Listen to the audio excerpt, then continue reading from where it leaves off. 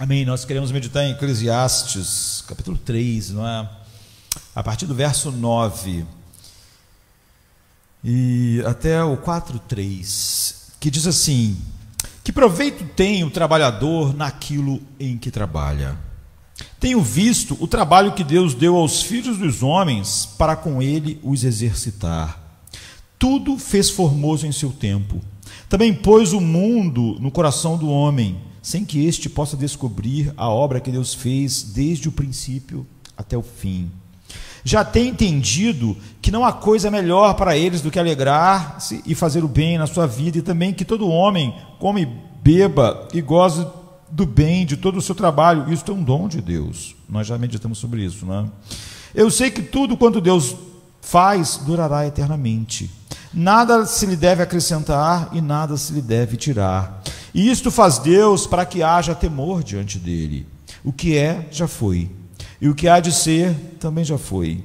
E Deus pede conta de tudo o que passou. Deus julga, né?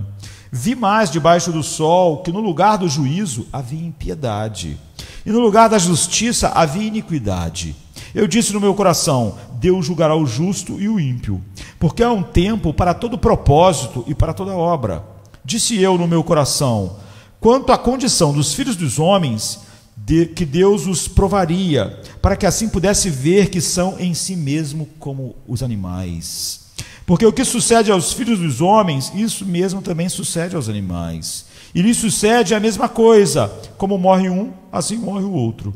E todos têm o mesmo fôlego. E a vantagem dos homens sobre os animais não é nenhuma, porque todos são vaidade.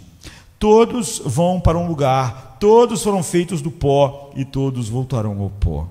Quem sabe que o fôlego do homem vai para cima e que o fôlego dos animais vai para baixo da terra?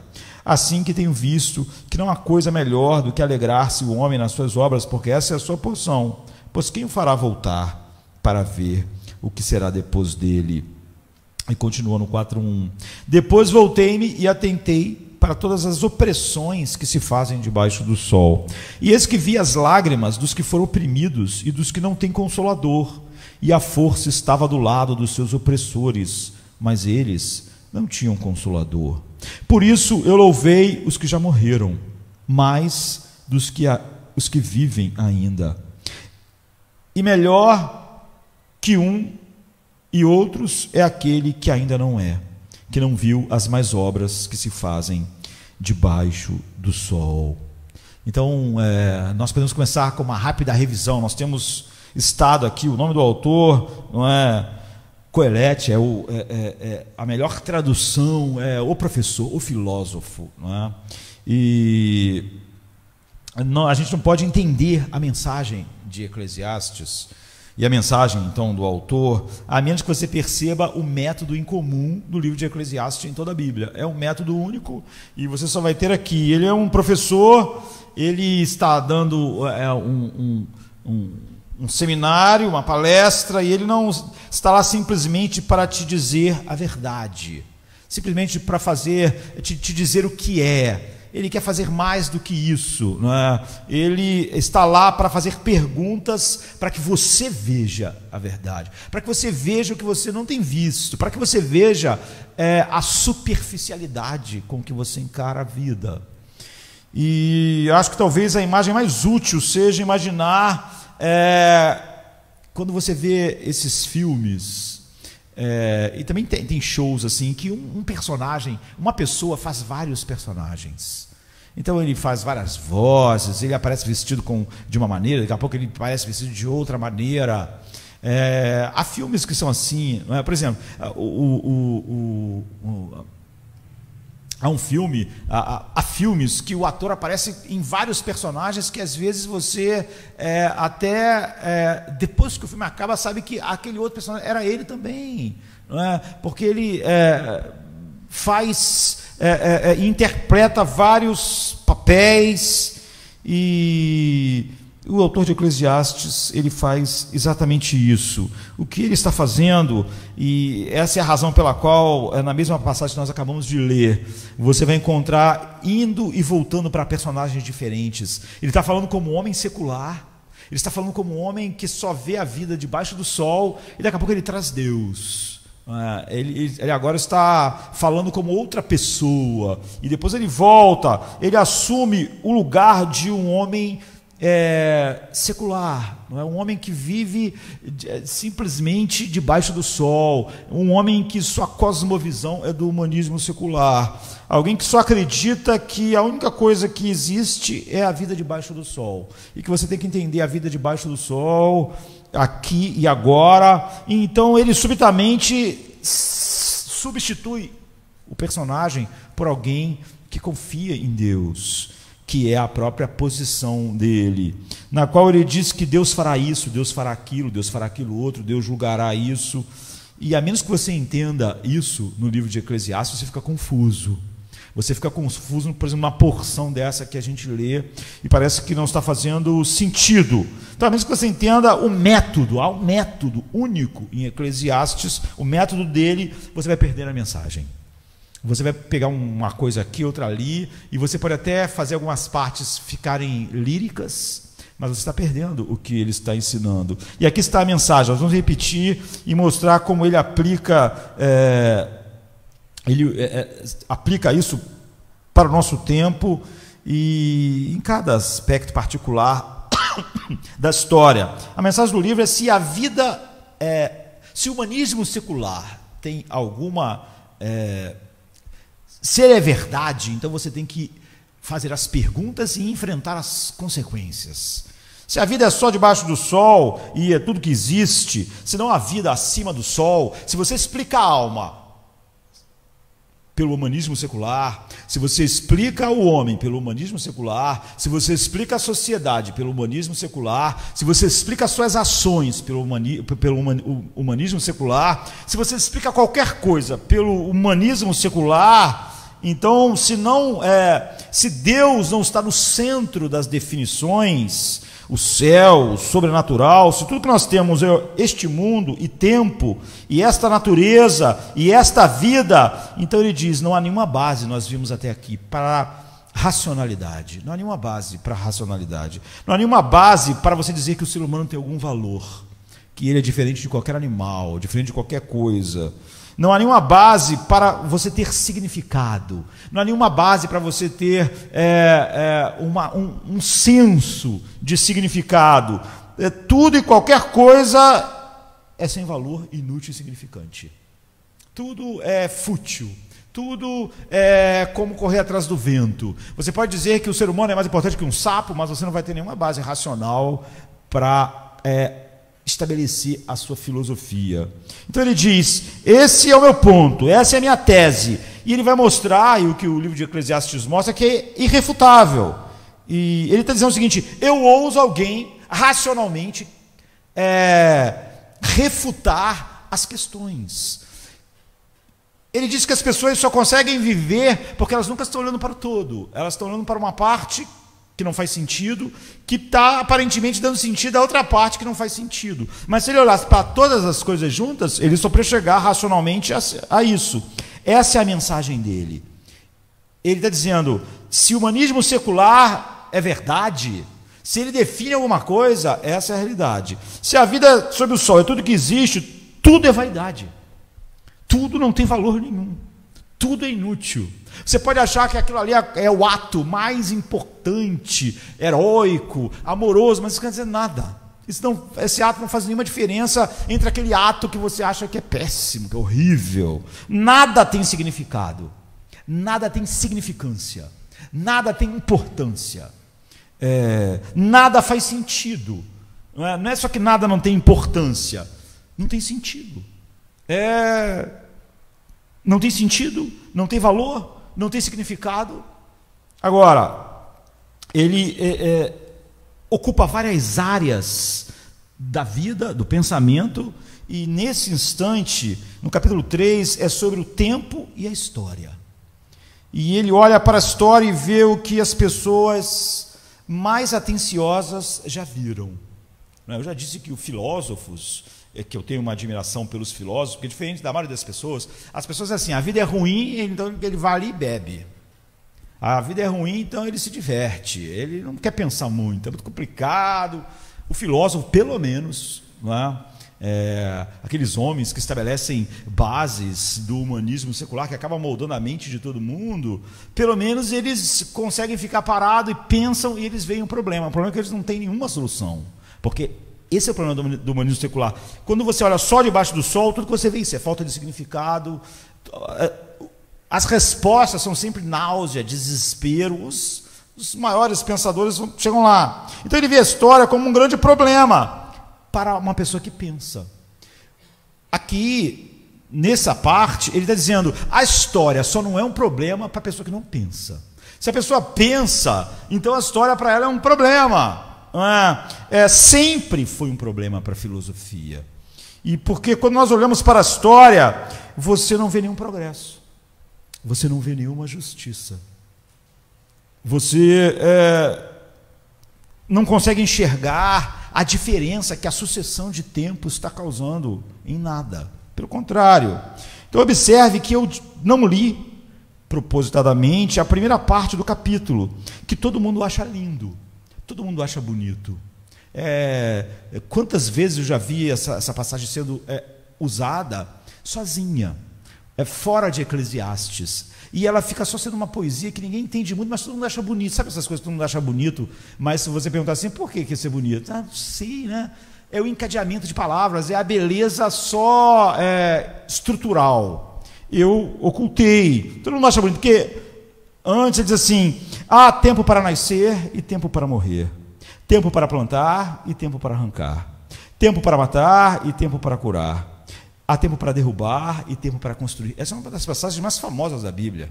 Não é? Quase todo mundo conhece. Há tempo para isso, tempo para abraçar e tempo para se afastar.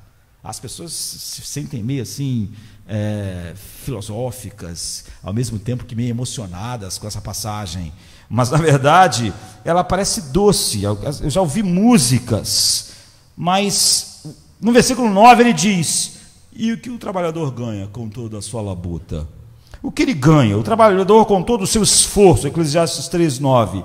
A palavra ganho, que a gente mencionou desde o princípio, é uma palavra que significa progresso, lucro. O que sobra depois que você faz tudo? Qual é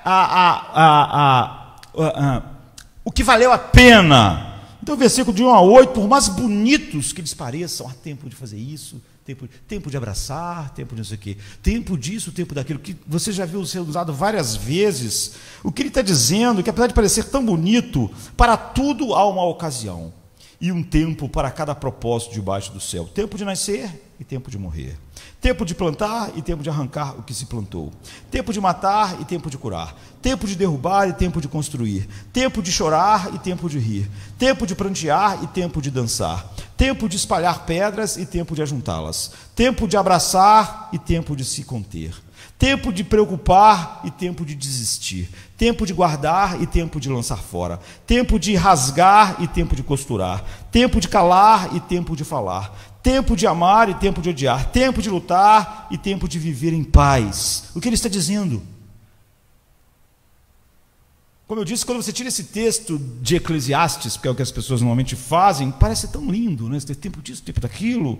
Ele está dizendo, olhe para o tempo. Parece que apenas ele gira, e as pessoas nascem, tempo de nascer, e tempo de morrer, e elas matam, ou elas curam, elas abraçam, e elas se afastam, e no final tudo é igual. É o que ele está dizendo. No final tudo é inútil. Todo mundo se abraçou, todo mundo se afastou, houve tempo de trabalhar, tempo de descansar, tempo de construir, tempo de derrubar o que você construiu, mas no final o mundo não melhorou em nada. É o que ele diz. A vida de ninguém melhorou. O tempo não fez nada por nós. Todo esse tempo disso, tempo daquilo, tempo daquilo, tempo daquilo outro, a soma final é um nada. Não houve progresso. Ele diz, ele continua, e quando tudo está feito, tempo disso, tempo daquilo, tempo daquilo, tempo daquilo, ele diz, que progresso nós fizemos? Quantas vezes você abraçou? Quantas vezes se afastou? Quantas vezes construiu? E quando chega no final, o que você tem? O que foi? O que esse mundo melhorou? O que ele se tornou? Nada. Foi inútil. É tudo correr atrás do vento. Nós ficamos girando, o tempo passa. Para onde a história está indo? Estamos chegando a algum lugar. Olhe para os últimos 2000 anos, quantas vezes as pessoas se abraçaram, fizeram guerra, fizeram paz, curaram, mataram, casaram, morreram. E aí, para onde o mundo foi? Melhorou? Olhe para a sua vida, se você não quer olhar só para a história. Quantas vezes você abraçou, desabraçou, tempo de trabalhar, tempo de descansar, tempo de tirar as férias, e no final, o que você ganhou? Qual é o progresso? Ele está dizendo, é um ciclo sem fim, é um ciclo sem fim. Ele diz, parece que não há progresso nenhum. Você acha que o homem fez coisas grandes só para no futuro as pessoas olharem e pensarem, não mudou nada. Então, em segundo lugar, ele diz, parece que não há justiça, parece que o tempo não há nenhum progresso, não há nenhuma melhoria, e também não há nenhuma justiça. Por que ele faz essas declarações amargas? No versículo 17 ele diz, eu olhei no lugar do julgamento e a maldade estava lá, sabe, lá nos Supremos Tribunais Federais. Não, ele diz, eu olhei para lugares onde os julgamentos são feitos e eu vi a maldade. Ele mesmo era um rei, né? Eu olhei onde estão as pessoas que realmente administram as coisas e eu vi maldade em vez de justiça. E ele diz no 4:1, olhei para as lágrimas dos oprimidos e vi que eles não têm consolo. Em outras palavras, ele diz, eu olho para a história e eu não vejo apenas que não há progresso, o tempo disso, o tempo daquilo outro, no final você vê, ninguém foi para lugar nenhum, a sociedade não foi para lugar nenhum, o homem não se tornou melhor, o mundo não melhorou em nada. Eu não vejo só isso, eu não vejo apenas que não há progresso, mas eu vejo que não há justiça. A história, ele diz, parece uma incógnita que a gente não sabe os fatores. Então muitos de nós, a gente pode pensar, a gente sabe que existem boas histórias, entre essas, boas no sentido meramente humano, não é? Sabemos que das pessoas, que coisas boas aconteceram, e coisas boas aconteceram com pessoas que parecem que deveriam acontecer aquilo com elas. Por exemplo, a gente está estudando Jó pela manhã, e eu lembro que nas semanas anteriores, a vida parecia estar certa. Um grande homem, um homem que amava a Deus, e que tudo estava dando certo. Parecia que as coisas certas estavam acontecendo com a pessoa certa. Você pensa, isso assim que devia ser, não é? É isso, às vezes a gente olha e vê isso. E sempre podemos criar boas histórias sobre pessoas que fizeram algumas coisas que pareciam ser boas, que iam levar a algum lugar. Mas o próprio fato de que quando você olha para alguma coisa e pensa, isso aqui, olha, essa aconteceu a coisa certa com a pessoa certa. A própria percepção disso porque é a prova de que as coisas não são assim. Você se admira, finalmente aconteceu algo certo para a pessoa certa. Finalmente alguém certo chegou naquela posição. Finalmente alguém certo está agora naquele lugar ali. Porque não é assim que as coisas são. De fato, de certa forma, algumas pessoas horizontalmente agradáveis, boas no sentido humano, horizontal, né? Já que não tem ninguém bom no sentido vertical, ressalta a grande incógnita da história. Eu tinha pessoas, né, que eu conhecia, uma amiga, e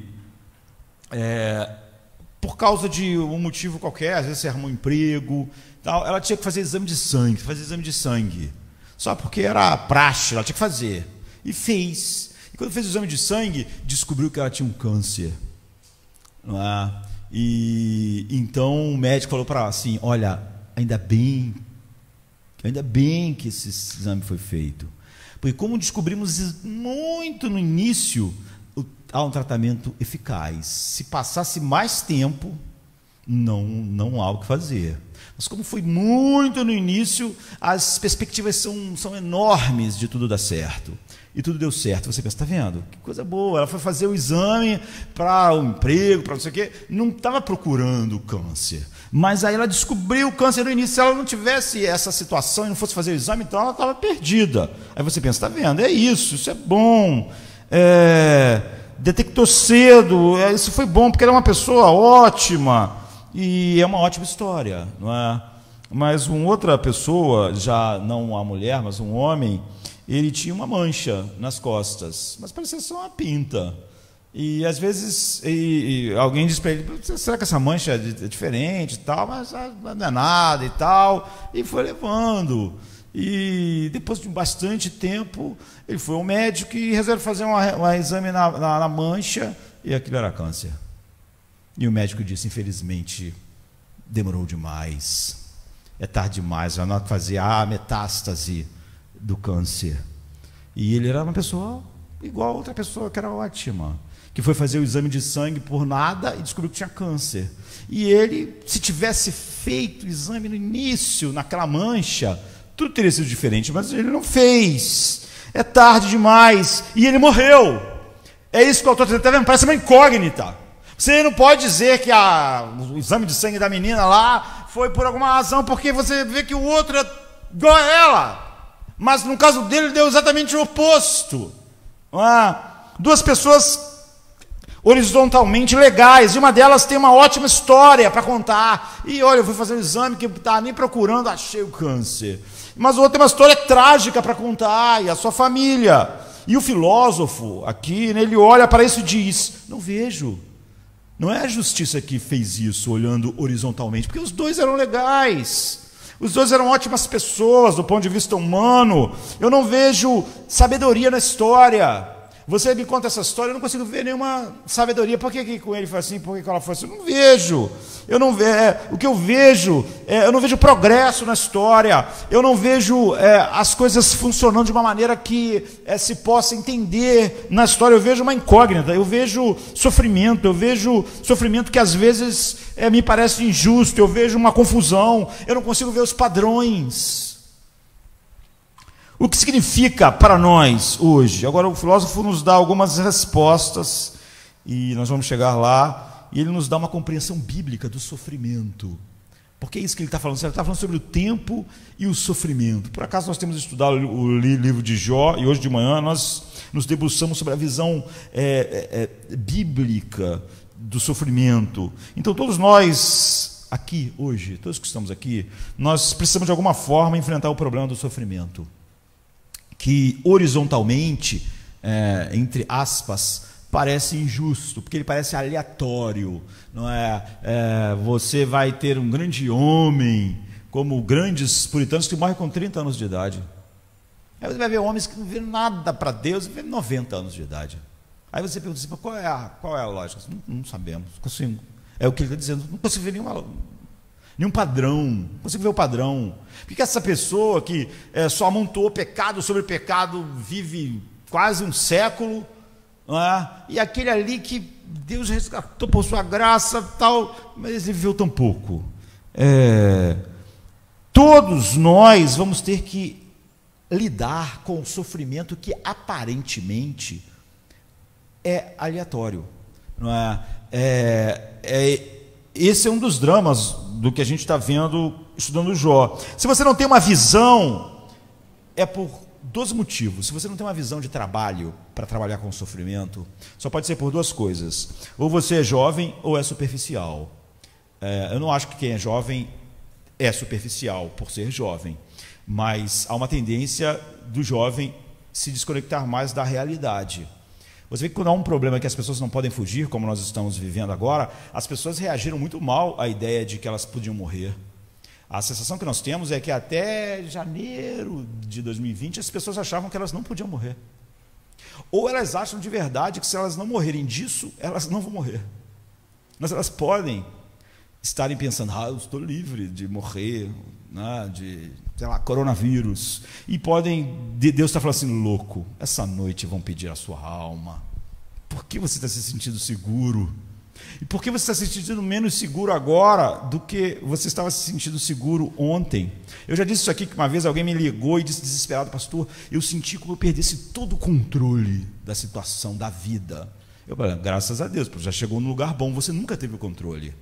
Você chegou à realidade, você estava desconectado da realidade, você achava que tinha controle. Então, agora pelo menos Deus já te levou ao lugar onde você já descobriu qual é a realidade. Você não tem controle. Não é que você agora perdeu o controle. Você nunca tinha, mas você estava enganado. Está vendo? O engano, a mentira, o diabo, a vida, fez você achar que tinha algum controle. Você não tinha controle. Agora, essa sucessão de problemas te levou ao lugar onde você já devia ter estado. Se você tivesse sido guiado pela palavra de Deus, você já estará aí sem esses monte de problemas. Você não tem o controle. Você nunca teve o controle da sua vida, nem de nada que acontece com você, mas você achava que tinha. Agora, você já está num lugar melhor. É o lugar onde você sabe, eu não tenho controle de nada. Então, se você não tem uma maneira, não é, de enfrentar o problema, uma filosofia, é porque você não pensa. Não é? E você vê que o grande problema de Eclesiastes é que ele está sempre dizendo para as pessoas, pensem no todo. É por isso que ele faz perguntas. Então, eu não estou dizendo que necessariamente você, se for jovem, é superficial, mas você tem que ter cuidado, porque há uma tendência da superficialidade na juventude. Você vê as pessoas e você pensa, não, eu vou saber lidar com aquilo. Não, essa pessoa, a vida dela está indo para esse lado, está acontecendo tudo isso porque ela não está sabendo fazer, mas eu vou saber fazer. E você está sendo tolo. Com o passar do tempo, literalmente, você é obrigado a lidar com o sofrimento. E você precisa, então, de uma filosofia de trabalho. Você vai precisar de alguma filosofia para lidar com o sofrimento. Todo mundo tem. O problema é esse. O problema é que todo mundo aqui e todas as pessoas têm uma filosofia para lidar com o sofrimento. Mas a maioria das pessoas no mundo, e infelizmente grande parte das que se dizem cristãs, não tem uma visão bíblica para lidar com isso. Mas isso não quer dizer que elas não têm uma. Isso não quer dizer que não foi forjada nelas uma filosofia. Todo mundo é filósofo. Não apenas as pessoas que participam das aulas, ou que gastam tempo pensando, ou que são como Salomão aqui. Você precisa ter uma maneira de enfrentar as coisas. Você tem uma filosofia, ela pode ser péssima, mas você tem. E o humanismo secular está cheio dessas filosofias.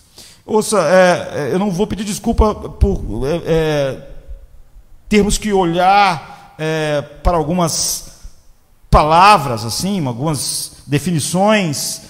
Você pode ter ouvido algumas e não outras,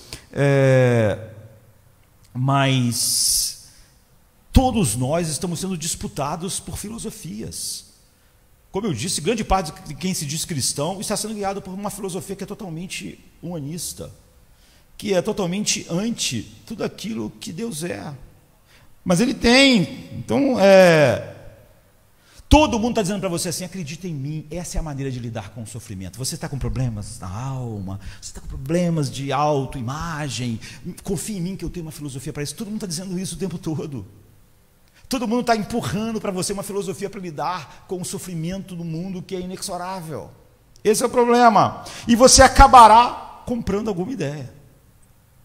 Você acabará tendo uma filosofia de trabalho para lidar com essas coisas. Você vê, agora, porque todo mundo acaba tendo uma filosofia disso, deixe-me falar sobre algumas delas.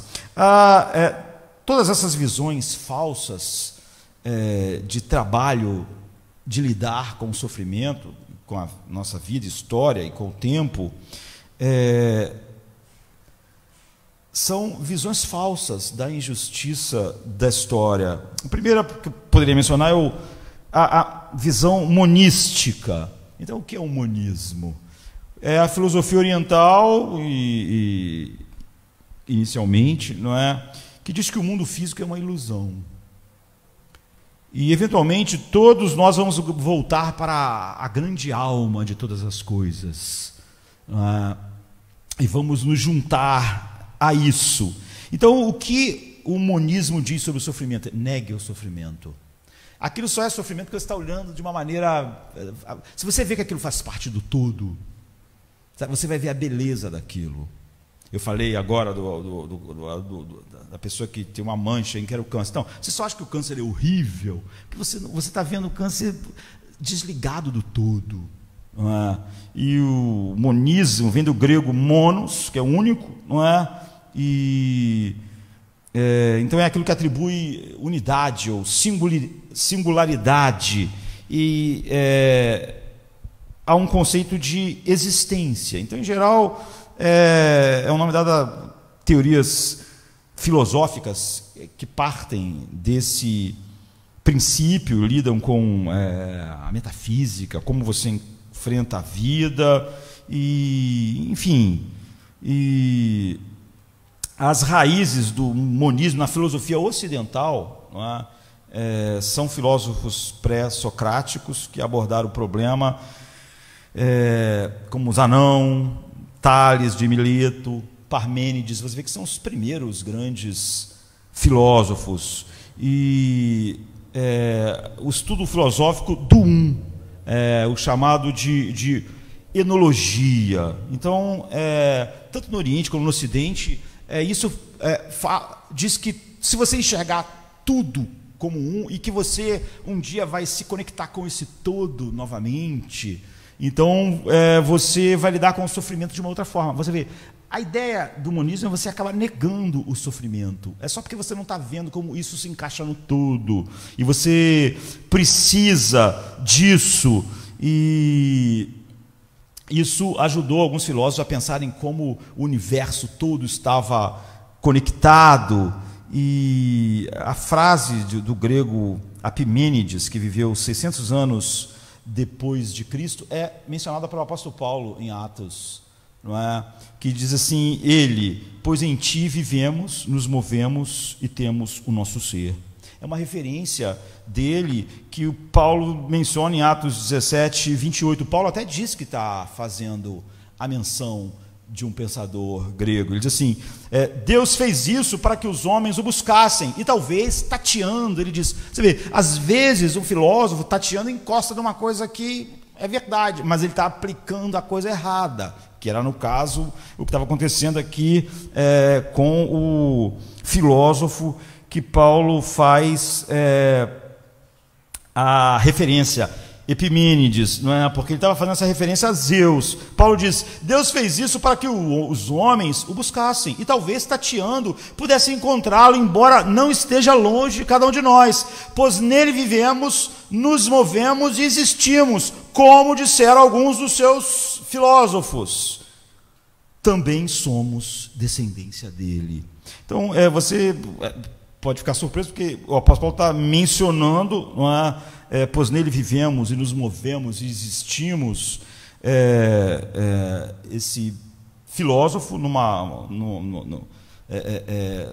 obra chamada Crética, e a citação que Paulo faz, o trecho é assim, lá da obra dele: eles edificaram uma tumba para vós, tumba santa e alta, seus cretenses, sempre mentirosos, feras do mal, barrigas ociosas, mas tu, ele está falando de Zeus, não estás morto, tu vives e permaneces para sempre, pois em ti vivemos e nos movemos e existimos.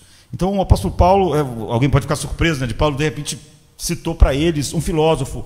Paulo estava querendo mostrar para aqueles filósofos que estavam conversando com ele, que os filósofos lá, tateando, esbarravam em coisa, porque Paulo disse: Deus não está tão longe, não é? Você vê que o homem, ele, na sua busca louca, esbarra em coisa, mas ele nunca vai chegar ao logos da vida. Paulo está pregando para eles Cristo, a razão verdadeira, aquele no qual nós realmente vivemos, existimos e nos movemos. E então ele cita o filósofo e o texto. Então, mas esse filósofo, ele tinha esse exemplo notável de monismo, que na verdade não tinha essa visão pessoal, e acabava tudo vai se conectar de alguma forma, tudo faz parte do todo. Enfim, você vê, mesmo quando tateando no escuro se esbarra em algumas coisas com o humanismo secular, o resultado é catastrófico, nunca é nada bom. Então, na modernidade, filósofos como Spinoza, né, era um filósofo monista, nós podíamos falar tantos outros. Nietzsche afirmou que quando a ideia, ele diz assim, tudo é um, foi proposta, ela fez de Tales que é um dos primeiros, né? O primeiro filósofo grego. E, portanto, o monismo diz: o sofrimento é uma ilusão.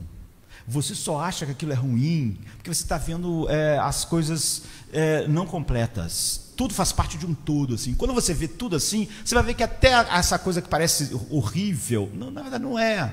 Não é? Então, o monismo é uma negação do mal.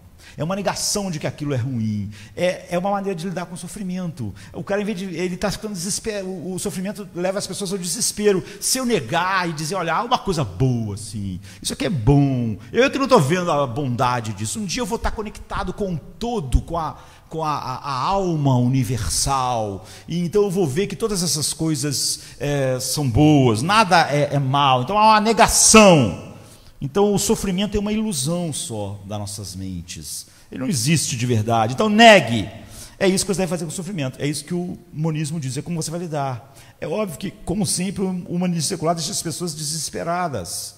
Como a gente viu em todos os filósofos que a gente já mencionou, que a questão filosófica é o quê? Se eu me suicido agora e me conecto com o todo, eu só fico vivo. Não é? Ou a náusea e desespero, enfim, não tem nada. Você diz, bem, então é questão de matéria. Se eu não estou pensando direito, eu tenho que transcender a matéria, porque eu estou muito preso a isso. Então, muitos livros da nova era, essas coisas assim, abraçam a ideia do monismo. Você tem que negar, você tem que parar de pensar nisso de uma certa maneira. E sofrimento é uma ilusão, você tem que se libertar de que você está tão apegado à matéria que você não consegue ver que isso, na verdade, que você chama de sofrimento, é só uma ilusão. E qual é o problema com isso? É porque isso banaliza as minhas profundas tristezas e os horrores da vida e da alma. Não é? Isso banaliza os meus anseios não realizados. Isso banaliza a percepção que nós temos que as coisas não deviam ser assim. Isso banaliza o assassinato. Isso banaliza tudo, porque tudo aquilo isso não é ruim, é só uma ilusão que você acha isso ruim. É só porque você não está vendo isso conectado com o todo. Isso banaliza o mal. Não é? Negue. Essa é a primeira visão. Veja a conexão que há entre o câncer e a montanha, o câncer e o mar. Há uma conexão em tudo. Quando você vê que tudo está ligado, você vai ver que nada é mal. É porque você está desconectando as coisas. A segunda coisa é a visão estoica. O estoicismo existe há muito tempo, né? Nos tempos antigos, por exemplo, um dos mais conhecidos é Marco Aurélio, né? Que foi imperador romano de 161 até a sua morte. Então, o reinado dele foi marcado por guerras na parte oriental do Império Romano contra os partas e na fronteira norte contra os germanos, mas ele se dedicou à filosofia e ele é considerado um bom entre os Césares horrorosos, né? E ele abraçou essa corrente da filosofia, o estoicismo, e escreveu uma obra hoje que é famosa, chamada Meditações, de Marco Aurélio. Mas nós podemos vir mais para perto, né, para o último século. Um filósofo que eu mencionei aqui algumas vezes, Bertrand Russell, também era um estoico. E foi conde, né, viveu quase 100 anos, morreu em 1972, e viveu 90 e pouco, quase 100 anos, e é um dos filósofos mais importantes. E ele também era. Então o estoico diz o seguinte: o sofrimento é real, não é o que o monismo diz. O monismo diz que o sofrimento é uma ilusão, mas não. O sofrimento é real, não é uma ilusão. Mas não faz sentido. Não faz sentido, porque o universo é obra do acaso. O universo é só físico. O universo não tem nada transcendente. E, portanto, tudo é aleatório. Realmente um jogo de dados. E, aparentemente, não é apenas uma incógnita o que acontece. A história não faz nenhum sentido. E qual é o trabalho dele, então? Como você deve lidar com o sofrimento? O monista diz que o sofrimento é uma ilusão. Negue o sofrimento. Assim que você vai lidar. No mais profundo, o sofrimento, diga, é uma ilusão. Tente se conectar com o todo do universo. O monismo diz isso, mas o estoico ele diz, não, o sofrimento não é uma ilusão, ele está lá, mas não faz sentido. Então, aguente. Esse que o estoico diz: aguente, trave os dentes, seja forte, porque não há nenhum sentido. Se você for fraco, não vai adiantar nada. O sofrimento é real, mas não faz nenhum sentido. Não é? Apenas se prepare para que quando ele chegar, você esteja pronto, seja forte, aguente, não seja um chorão, não seja fraco, não seja mole, não é? Isso não vai mudar nada.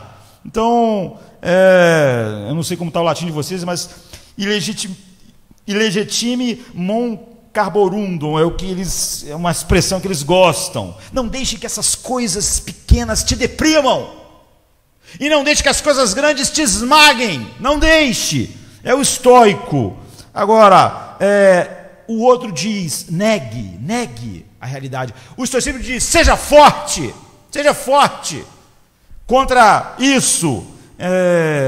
Tem um ator, Jimmy Cagney, que eu vi vários filmes e gosto. Ele nasceu em 1899, morreu agora em 86, e ele sempre fazia papéis fortes, em que ele, tipo uma personalidade que servia para gangsters, para mafiosos, ou para pessoas que têm que enfrentar situações extremas. Mas ele também era um dançarino excelente, enfim, é um ator famoso. Tem muitos filmes assim, Inimigo Público, de 31, Fúria Sanguinária, e um que eu mencionei, sei lá, uns meses atrás, que é um dos filmes que eu mais gosto, chamado Anjos da Cara Suja, de 38. É um filme que passa em Hell's Kitchen, que tem uma história incrível, assim, o filme. Então, ele sempre faz papéis assim. Ele me lembra quem é estoico, né? O estoicismo. E nesse filme que eu falei, o avião dele está caindo, vai bater na montanha, não é? Caminhos do Inferno, eu acho que em português o nome do filme. E o filme vai bater na montanha. E o que ele faz? É a cara dele como ator e os papéis que ele faz. Ele vai colidir com o penhasco, vai explodir o avião. O monista diria para ele: é uma ilusão, esse negócio de montanha é ilusão, veja que faz parte do todo. Quando você bater na montanha, você vai se ligar com o universo, você vai ser parte de todo o universo. É assim que o monista ia no avião. Mas Jim Cagney, ele não é um monista, ele é um estoico. O que ele faz? Ele começa a rir, ele vai aguentar, entende? Ele não vai ficar com medo, não vai ficar chorando porque o avião vai bater. Ele vai rir na cara da dor ali, vai enfrentar, porque ele é um estoico. A vida não faz sentido, não vou me conectar com a montanha, eu vou explodir na montanha, mas tudo veio existe por acaso. Eu não vou ficar aqui chorando porque eu vou bater na montanha, eu vou morrer de uma maneira valente, como aquela música Mauê, eu vou fazer do meu jeito. Eu não vou me curvar a essa montanha. Então, é assim que ele morre no filme. Estraguei o filme, mas também é um filme de 1930. Se você não viu, demorou. Então, o monista, ele vai dizer para você: bem, a montanha não está lá realmente. Aquilo ali não é uma montanha. Isso é matéria, você está muito ligado na matéria. Montanha, avião. Pense no todo, assim, no todo. Você vai estar ligado com o universo. E quando bater na montanha, então você vai se ligar mais ainda com o universo do que você estava ligado com o universo. Tudo é uma ilusão, essa parte material. Então não ligue. Mas ele não, ele dá aquele grito, ele ri, ele cospe na cara da montanha. Ele não liga se a montanha é mais forte que ele. Ele é o quê? Ele é um estoico, ele não é monista. Mas você vê, todo mundo tem uma maneira para lidar com a dor. O cara pode pensar: eu não sou filósofo, mas ele tá, alguma filosofia está direcionando ele. O monismo banaliza os seus desejos de amor, porque ele diz: o amor é uma ilusão, o ódio também é uma ilusão, veja como isso faz parte do todo. Tudo isso é uma ilusão, não deixe essas coisas te perturbarem. Então, ele banaliza os seus desejos de alegria, mas o estoicismo, ele remove, ele diz: essas coisas não são nada. O amor é só uma coisa que a gente inventou, não é só descargas químicas, isso não importa, isso não é importante. A abordagem estoica significa: olha, se o sofrimento na minha vida for sem sentido, e se eu não lidar com ele dessa maneira, eu vou ficar desesperado, eu vou ficar louco. A menos que eu me ensine a não me importar. Vai bater na montanha? Então se dane, o estoico diz. que venha a montanha, estou aqui. Sabe, quando em 300 o cara diz, então nós vamos, o cara diz, não, o exército persa é tão grande, quando eles jogam as flechas, tapa o sol, então nós vamos lutar à sombra, se dane-se, vai vir flecha de todo quanto é lado, vamos lá, é o estoico, não é? Ele está dizendo isso. Quando você se ensina a não se importar, você está perdendo a sua humanidade, você está dizendo o seguinte, nada tem nenhum sentido, né? É a essência do humanismo mesmo. Gradualmente, pouco a pouco, o monista está sempre te dizendo, negue, o estoico está dizendo, aguente, um banaliza a minha dor e o outro me entorpece e me desumaniza. Mas há também, em terceiro lugar, o dualismo, muito popular agora, quer você creia ou não.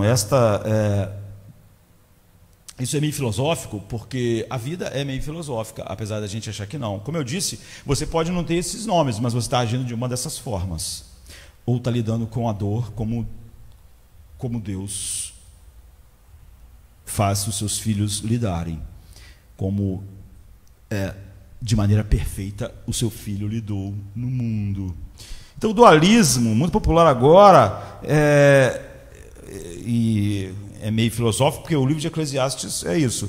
Agora, o dualismo é uma abordagem muito antiga, é popular agora. Você vê que você tem monismo agora, você tem estoicismo agora, e você tem dualismo. O dualismo já diz outra coisa, existem dois princípios no universo, o bem e o mal. Sabe? É popular agora, é Star Wars, é o lado negro da força. E o lado bom da força. Aí essas duas forças, você tem que conseguir se equilibrar nelas. Esses dois poderes estão presos eternamente, um no outro, em eterna luta, mas um não é mais forte que o outro. Então um nunca vai vencer.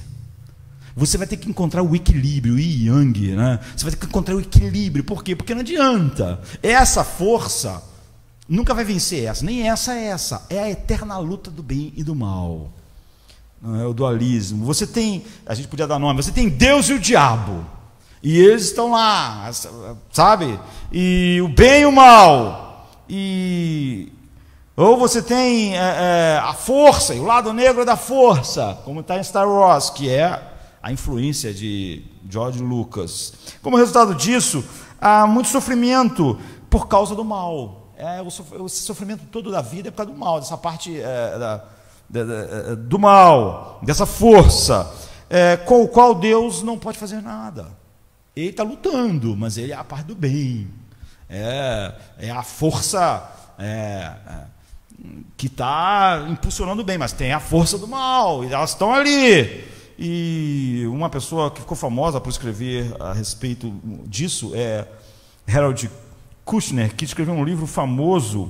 Ele é um judeu, está vivo ainda, está com 85 anos, e ele escreveu um livro chamado Por que Pessoas Boas Sofrem no Mundo. E a inspiração dele para escrever é porque o filho dele, um filho que ele teve, foi vítima de progéria, que é uma coisa muito rara, não é, de um ser humano ter. Ela é chamada de progéria ou síndrome de Huntington-Gilford, porque são os dois cientistas que acabaram descrevendo a doença pela primeira vez e descobriram essa doença, apesar de ela não ter nada que se possa fazer, até pela raridade da doença. Então, a palavra progéria foi criada, né, do grego pro, que significa antes, precoce, né, e geras, que é velho, que é envelhecido. Então, o filho dele teve essa doença. A progéria, então, ela foi identificada em 1886 por Jonathan Hutchinson e depois, em 1904, por Guilford. Hustings Guilford, são os dois. Então, eles dão o nome à doença, ou então progéria. O que acontece? A pessoa começa a envelhecer. A criança nasce e ela envelhece numa velocidade 7 vezes mais rápido do que nós nos envelhecemos. Então, quando ela tem 10 anos, ela já é um velho. Já é um velho. elas morrem normalmente com 11 anos de idade de ataque cardíaco, de coisa que velho morre. E a aparência é de ficar velho. Realmente, porque na verdade o que está acontecendo com aquela pessoa é como se o tempo estivesse passando para ela muito, muito rápido, não é? Então, quando ela fez 1 ano, ela já tinha 7, quando ela fez 2, tinha 14, quando fez 3, tinha 21. É assim, ela está envelhecendo numa velocidade, alguma coisa está errada na genética que está fazendo isso. E Harold Kushner, que é esse rabino, ele teve um filho que, conta em centenas só as pessoas registradas que tiveram essa doença, porque ela é rara. Mas se você olhar fotos disso na internet, você vai ver que você já viu a imagem de alguém assim. E então ele escreveu Quando Coisas Ruins Acontecem com Pessoas Boas. É um livro famoso, porque o filho dele teve isso. E lá no livro ele explicita a filosofia que é dualista. Mas eu diria que grande parte do cristianismo hoje é simplesmente um eco dessa filosofia. Ele diz: é assim que vou viver a vida. Não acredito que Deus é ruim, portanto, tenho que acreditar que Ele não tem controle. Ou seja, eu não posso atribuir a progéria a Deus do meu filho. É o que ele acaba. Porque coisas ruins acontecem a pessoas boas. É óbvio que você vê que ele, apesar de rabino, não tem uma teologia bíblica do Velho Testamento, que pelo menos era para ele ter, né? E muito menos quando a gente fala que cristãos, grande parte pensam assim, tem uma teologia bíblica completa, né, como nós estamos vendo em Jó, do sofrimento. Então, há o bem e o mal, portanto, há uma parte da realidade que Deus não pode controlar. Outro dia eu estava falando aqui com um pastor famoso no Brasil, estava dizendo que Deus não tem nada a ver com o coronavírus. Tudo que Deus está fazendo é chorando junto conosco. Essa pessoa é dualista. Não é? Essa pessoa é igual o rabino, ele é um pastor, ele é famoso. Milhares de pessoas o ouvem. Mas o que ele está falando não é nada sobre o Evangelho. Ele está simplesmente ecoando o dualismo. O que ele está dizendo? Há uma força, há um mal que trouxe o coronavírus. E Deus está sofrendo conosco. Não é? Deus chora conosco, simplesmente Deus deve estar tentando controlar a situação, mas a situação é difícil, porque o dualismo é isso, é uma luta, há um poder do mal, o poder do bem. Você vê que Jó não estava nem próximo desse rabino, né? E Jó é de uma época anterior à lei, né? Mas ele conseguia ver Deus, apesar de não ver aquelas cenas que a gente tem visto no céu. Ele disse: nós receberemos o bem que vem de Deus, não vamos receber o mal. Você vê que ele tem uma visão oposta do dualismo. Ele não está achando que aquilo entrou na vida dele porque Deus é bom, mas Deus tentou evitar, mas Deus não pôde, e Deus está tentando ajudar. Então você vê o lado negro da força, é o oposto do que a gente viu em Jó, essa ideia de Star Wars, né, de que a força e o lado que se opõe à força do bem, e eles estão lutando eternamente. Isso é o dualismo. Aí você vê, sabe qual é o problema com essa visão? Primeiro de tudo, óbvio, todo excesso do humanismo secular. O problema do erro é que o erro pode aparecer de um monte de formas. Ele pode aparecer como humanismo, como dualismo, ele pode aparecer como estoicismo. A verdade só pode aparecer de um jeito, não é? Mas qual é o problema com essa visão? Primeiro de tudo, que você realmente fica com os estoicos na abordagem final. Se isso é verdade, então só que eu posso dizer para você é o seguinte: aguente. Porque a força do mal está fazendo isso, o coronavírus, e a força do bem está tentando fazer alguma coisa, mas não dá, porque elas estão se degradando, mas elas se igualam, e essas forças então não conseguem nunca vencer essa batalha. E então, se o mal te alcançou, aguente, não há nenhum propósito, é simplesmente você faz parte dessa luta. Então você vai ter que, apesar de Bertrand Russell, por exemplo, ser estoico, a resposta é a mesma. Ele diz: porque o universo é impessoal, só preciso me fortalecer. Um dia eu vou ter o efizema pulmonar, ou eu vou ter câncer, ou eu vou morrer do infarto. Só há uma maneira de sair desse mundo: ou eu vou ter uma doença que vai me matar, ou alguém vai me matar. Mesmo o Filho de Deus no mundo foi assassinado. Paulo assassinado, Pedro assassinado. E quem não foi assassinado morreu como? Eliseu ficou doente e morreu. Não há outra maneira de morrer. Todos já sabem, Bertrand Russell vai dizer como um estoico, que você vai morrer ou alguém vai te matar. Se prepare, aguente, ria, igual Cagney olhando para a montanha. Quando chegar essa hora, dê uma risada, não seja fraco, porque não há nada que você possa fazer. Então você vê que o dualismo, apesar de ser uma filosofia diferente do estoicismo, ele vai dizer para você a mesma coisa: aguente, fica firme. Existe um Deus bom e amoroso, mas o sofrimento não faz sentido e Deus não pode fazer nada a respeito disso.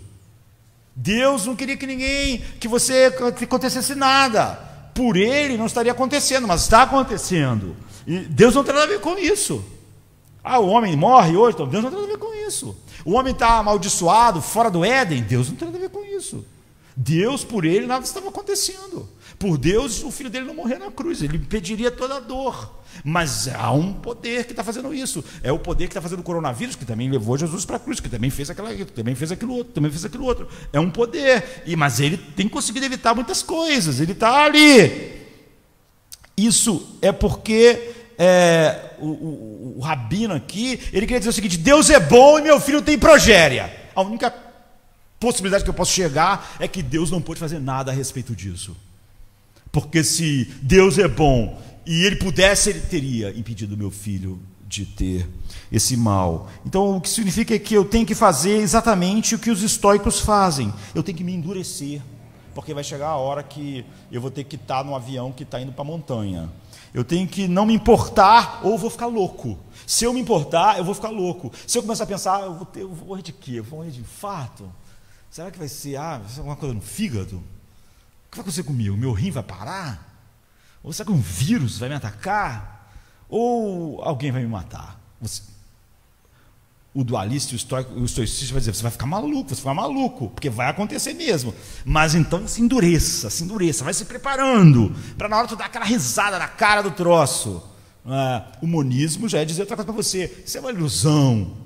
Você vai se conectar com tudo. Então, dessa forma, eu posso manter a minha sanidade. Você vê por que nenhuma dessas coisas da filosofia, do humanismo secular dá paz? Porque realmente o homem, olhando a vida debaixo do sol, nenhuma dessas filosofias chega assim: você vai ter paz. Não diz isso.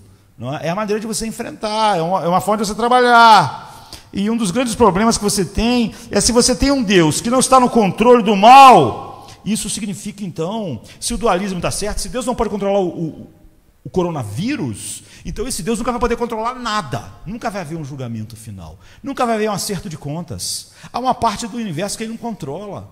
Há uma parte de coisas que está acontecendo que ele queria evitar e não consegue. Como é que ele vai julgar o mundo? Como é que um dia ele vai fazer justiça? Como é que o lado bom da força vai fazer justiça ao lado negro da força ali, do Star Wars? Se os dois têm uma força equivalente, nunca vai haver um julgamento. O mal nunca, aquilo que eu chamo de mal, que nem faz sentido, né, racionalmente, já que é assim, isso vai continuar tempo de viver, tempo de morrer, tempo disso, tempo daquilo. Isso nunca vai haver uma hora que vai falar assim: chega, vou julgar o mal, vou julgar aquilo que é injusto, a justiça vai vencer. Nunca vai acontecer isso, porque essas duas forças estão lá. Ninguém jamais terá vantagem. Se os dois têm o mesmo poder, quem define quem está certo? Quem define se é esse aqui que está certo, esse aqui está certo? Quem define que amar é melhor que odiar? Quem? Ninguém. Então, como você pode dizer que eu devo apoiar os bons? Por quê? Porque eu não posso viver uma vida de violência e egoísmo. Isso vai evitar muito sofrimento. Se eu for egoísta, eu evito muito sofrimento. Muitas coisas que eu ia sofrer por eu ser egoísta, só pensar em mim, talvez eu não sofra. Talvez seja uma maneira, uma maneira de evitar muito sofrimento. Você voltou com os estoicos. E os monistas dizem: negue o mal. Os estoicos: aguente. O dualista diz: perdoe Deus, ele não pode fazer nada. Quando você estiver sofrendo, quando você estiver indo para a montanha no avião, quando você estiver com câncer, perdoe Deus, ele não queria isso. Veja como ele também está arrasado.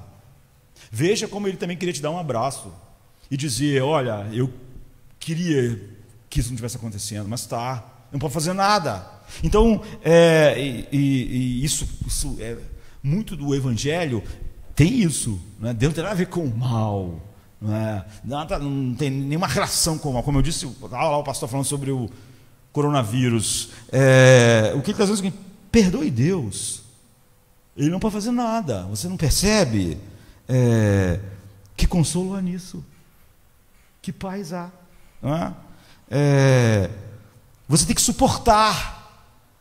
Então, deixe-me dar a quarta, a outra filosofia que nós mencionamos há algumas semanas, que é o existencialismo. Os existencialistas, ele faz diferente, ele desafia. Você vê, o monismo nega, o estoicismo de suporte, mas o dualismo acaba falando a mesma coisa que o estoicismo, mas o existencialismo diz desafie. O que diz o existencialista? Ele diz: se o mundo é cruel, se a vida não faz sentido, se não há propósito para a nossa existência, se não há nada, não é? Se a gente não foi feito para alguma coisa, se a gente é obra do acaso, não é? Mesmo assim eu vou me rebelar contra a falta de sentido do mundo. O mundo não tem sentido, é verdade, pronto, está decidido. Eu vou criar um propósito para mim. Isso é uma coisa, é por isso que Salomão está sempre dizendo: pense nisso até o fim, veja se isso há um sentido. Quando você olha para um lado, para o outro, você pode tentar encontrar sentido, mas olhe para o todo e você vai ver que isso não faz sentido. Porque o existencialista está dizendo o seguinte: primeiro existiu o relógio, e o relógio não foi feito para nada, mas ele pensou: tem que fazer uma coisa, eu vou ter que dar um sentido à minha existência, eu vou marcar o tempo, eu marco o tempo. Não é isso que aconteceu, não é?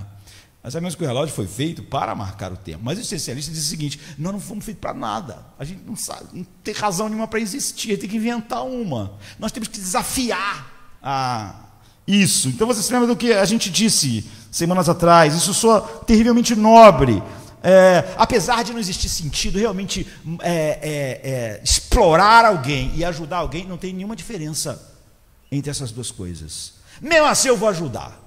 Vou me rebelar contra a falta de sentido nisso tudo. Realmente matar alguém e roubar alguém ou ajudar alguém realmente não faz nenhuma diferença. Não tem nenhuma diferença. No final acaba tudo igual. Não faz diferença nenhuma. Mas mesmo assim eu vou me rebelar. Eu vou me rebelar e vou dar um sentido à minha existência. Ela não tem sentido, mas eu primeiro existo, depois eu vou criar o sentido para a minha existência. Agora, se é realmente verdade que nós não sabemos que existe nada disso e só é debaixo do sol, se eu sou existencialista, não existe um Deus acima de nós, não existe algo que estabeleça o que é bom e mal, então, nesse caso, as noções de compaixão do existencialista são subjetivas. Como é que ele chegou à conclusão de que isso é bom? Ele vai se rebelar contra quê? Ele não pode se rebelar contra nada, porque ele diz que nada tem sentido nenhum. Então ele não tem nenhuma base racional. Isso faz seu cérebro explodir. O seu cérebro é apenas uma colisão. Mesmo o teu cérebro, que parece que está entrando, pegando fogo, não é? Na verdade teu cérebro é só um amontoado químico, bioquímico. Ele não é nada do que você imagina que ele é. O amor é só química, o ódio é só química. Eu já disse, há 27 anos atrás, um psiquiatra, Peter Kramer, né, que está até vivo, está com 71 anos, ele é psiquiatra americano e membro do corpo docente da Brown Medical School, especializado em depressão clínica, em Harvard, e ele publicou um livro chamado Ouvindo o Prozac, em 1993. E ele afirmava que a compreensão agora na neuroquímica ia mudar tudo. Como ele acredita que nós somos só uma máquina, ele disse: agora a gente está entendendo que o negócio tudo é químico, a gente vai então encontrar remédio que vai resolver tudo. Ele disse isso em 93. E então ele afirmava que a compreensão da neuroquímica está tão avançada que em breve nós vamos projetar e sem dúvida vamos mudar nossas personalidades de acordo com o nosso gosto. Tu quer ser corajoso? Vai ter uma pílula que vai mudar a química do teu cérebro, você vai ficar corajoso. Você quer ficar apaixonado? Então a gente vai conseguir uma substância química que vai... Porque o amor é só uma substância química.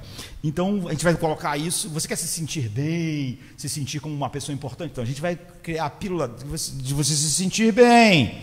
E o Prozac foi a primeira. Ele diz: nós vamos explorar as drogas antidepressivas e vamos remodelar o eu. Então o livro discute como o avanço da droga antidepressiva, na época Prozac, ia mudar as pessoas. E ele cunhou então o termo farmacologia cosmética. Ele diz: a gente vai fazer mais do que isso. Um dia as pessoas vão poder escolher a sua personalidade, o seu temperamento, porque nós vamos mudar isso. E ele está vivo para viver depois de 200 drogas inventadas depois do Prozac, como as pessoas são infelizes. Uma droga pode até dar uma porta durante um tempo, mas ela não cria felicidade nenhuma, não cria nenhuma paz. Ninguém toma uma droga e fica com paz. Você pode dizer que a droga deixou aquele cara suportar a vida um pouco mais, mas isso é o que os filósofos chamariam do desespero. Você ainda vai ter que lidar com as mesmas coisas, e a droga não faz você ter paz, nem alegria, nem descanso. Nenhuma droga pode dizer para você assim: vinde a mim e você vai encontrar descanso para a sua vida. Não existe. A droga pode aliviar algumas coisas, mas a pessoa continua sendo quem ela é, com os dramas que estão lá. Não é? Aquilo é só uma maneira de suportar. Não é uma maneira de fazer as pessoas diferentes, porque a prescrição da droga, depois de milhões de pessoas consumirem, viram que a vida é muito complexa, que há uma complexidade enorme, e uma idade de ouro de felicidade não chegou. Depois de todos esses anos, ele ainda está vivo, um grande cientista. Ele viu que ele, a família dele, as pessoas que ele conheceram, continuaram tão infelizes, continuaram se matando, continuaram insatisfeitas, porque não entrou na era dourada de que um remédio daria paz, o outro remédio daria alegria, o outro remédio daria satisfação, porque esses remédios não existem. Quando ele partiu do princípio de que o homem é só uma máquina bioquímica, eles não estavam compreendendo a complexidade da vida. Eu acho que Shakespeare, por exemplo, não ficaria surpreso se a gente chamasse Shakespeare, que viveu há 400 anos atrás, né? Em 1606 tem uma obra dele, Macbeth. Ele explicaria o homem melhor do que muitos filósofos dos últimos 200 anos. E quando Macbeth pergunta ao médico assim: não pode administrar a uma mente doente, arrancar a memória de uma dor enraizada, livrar os problemas escritos no nosso cérebro e com algum doce antídoto, uma fórmula, uma coisa, um remédio inconsciente, limpar o seio que está cheio de culpa, daquela coisa perigosa que pesa sobre o nosso coração? E o médico, lá na obra de Shakespeare, responde: aí você vai ter que ministrar você mesmo. Não é? O título, na verdade, da obra de Shakespeare é A Tragédia de Macbeth. E é uma tragédia escrita em 1606, 4 séculos antes da neuroquímica ser pensada por nós. Shakespeare explica melhor o ser humano do que simplesmente alguém que quer explicar o ser humano com a química do cérebro. Shakespeare sabia algo que estamos cada vez menos dispostos a reconhecer, mas cada vez mais dando com a cara na parede. Não há uma solução técnica para a nossa paz. Não há um remédio que vai nos dar paz. Não há um remédio que vai nos dar felicidade. Não há um remédio que vai fazer a gente ser uma pessoa satisfeita e plena. Não há um remédio para o problema da humanidade. Não há. Não é? Esses problemas, Shakespeare sabia, são enraizados, inexoráveis à natureza humana. Tu põe o ser humano na melhor condição e ele logo vai estar infeliz. Logo ele vai sentir que aquilo não é o suficiente, que aquilo não é... E é por isso que cada vez mais os modernos consultam as obras de Shakespeare para descobrir uma visão mais profunda do coração do homem do que a coisa superficial que nós temos hoje. Porque pelo menos ele conhecia o mistério, nós podemos dizer, da nossa própria existência. Não há nada no mundo que satisfaça e dê paz e tranquilidade ao coração humano, nada. Então, esse era o caso de Macbeth. Ele queria isso, e o médico disse: isso não pode dar. Outro dia eu estava dizendo que um psicólogo famoso de Harvard também, ele disse que fez lá, apesar de ele ser um famoso psicólogo de Harvard, ele fez todo um tratamento com outro amigo dele, para chegar às raízes de por que ele era daquele jeito, amargo, tal. Ele acabou descobrindo lá as coisas que aconteceram no passado, tal. Aí depois ele disse: agora o que eu tenho que fazer? Não, agora é isso. A gente só descobre a razão. Agora, por que você não tem nada para fazer? Agora em frente. Agora você vai ter que enfrentar. Ele disse: eu só descobri porque eu era tão amargo e infeliz, e eu tinha que conviver com isso. Porque é isso. Agora você vai ter que usar o estoicismo, ser forte, ou o monismo e dizer que é uma ilusão, ou o dualismo, porque não existe nada que possa ser feito de verdade. Então o problema é que o monista diz: eu vou negar. Isso banaliza o sofrimento. O dualista e o estoico dizem: eu vou aguentar. Mas isso destrói a nossa humanidade. Não é? Eu simplesmente acho que a vida não tem sentido, vou bater na montanha, então eu vou dar um grito, porque nada. E o existencialista diz: eu vou desafiar, mas ele não tem base racional para desafiar, porque como vai desafiar algo como abraçando o que é certo, mesmo sem sentido? Se algo não tem sentido, não tem como saber o que é melhor. Mas existe a quinta abordagem, que é o hedonista. A abordagem hedonista do sofrimento é: evite o sofrimento. Evite o sofrimento. Também é muito usado na igreja. O homem psicológico, ele quer ser feliz. Muitos cristãos estão aqui. Como você evita isso? Geralmente por ser egoísta. Evite compromissos. O negócio é você se sentir bem. Aqui em Jardim da Luz, você não está se sentindo bem? Tem uma coisa que não está te incomodando? Vai para outro lugar. Evite o sofrimento. A sua mulher te perturba. Você não está mais satisfeito com a sua mulher? Arranje outra. Seu marido é chato, a sua vida é curta. Você vai ficar infeliz para sempre? Arrume outro marido. E se esse marido não for bom, pode arrumar outro. A ideia geral do hedonismo é o seguinte: evite tudo que é dor, faça tudo que é possível. O emprego não está bom, então saia disso. Seus filhos são chatos, então abandone eles. Pois evite o sofrimento. Evite tudo que está te causando problema. Não fique nunca numa relação que cause problemas. Quase que você não vai ter relação, porque os seres humanos são problemáticos. Não é? Leia a carta de Paulo aos Coríntios, leia a carta de Paulo aos Gálatas, leia a carta de Paulo. Você vai ver que tinha problemas sem fim. Mas um hedonista falaria para Paulo: Paulo, por que você está sofrendo tanto? Deixa esses coríntios para lá. Esses caras não valem a pena. Por que você vai, agora por dizer a verdade, os gálatas estão te odiando, por que você vai ficar com esse problema? Evite isso. Paulo: deixa os gálatas, eles querem viver aquela coisa lá dentro, deixa eles para lá. Paulo diz assim: eu sofro isso, e ainda pesa sobre mim as igrejas. O hedonista dizer para ele: para com isso, Paulo, esse peso.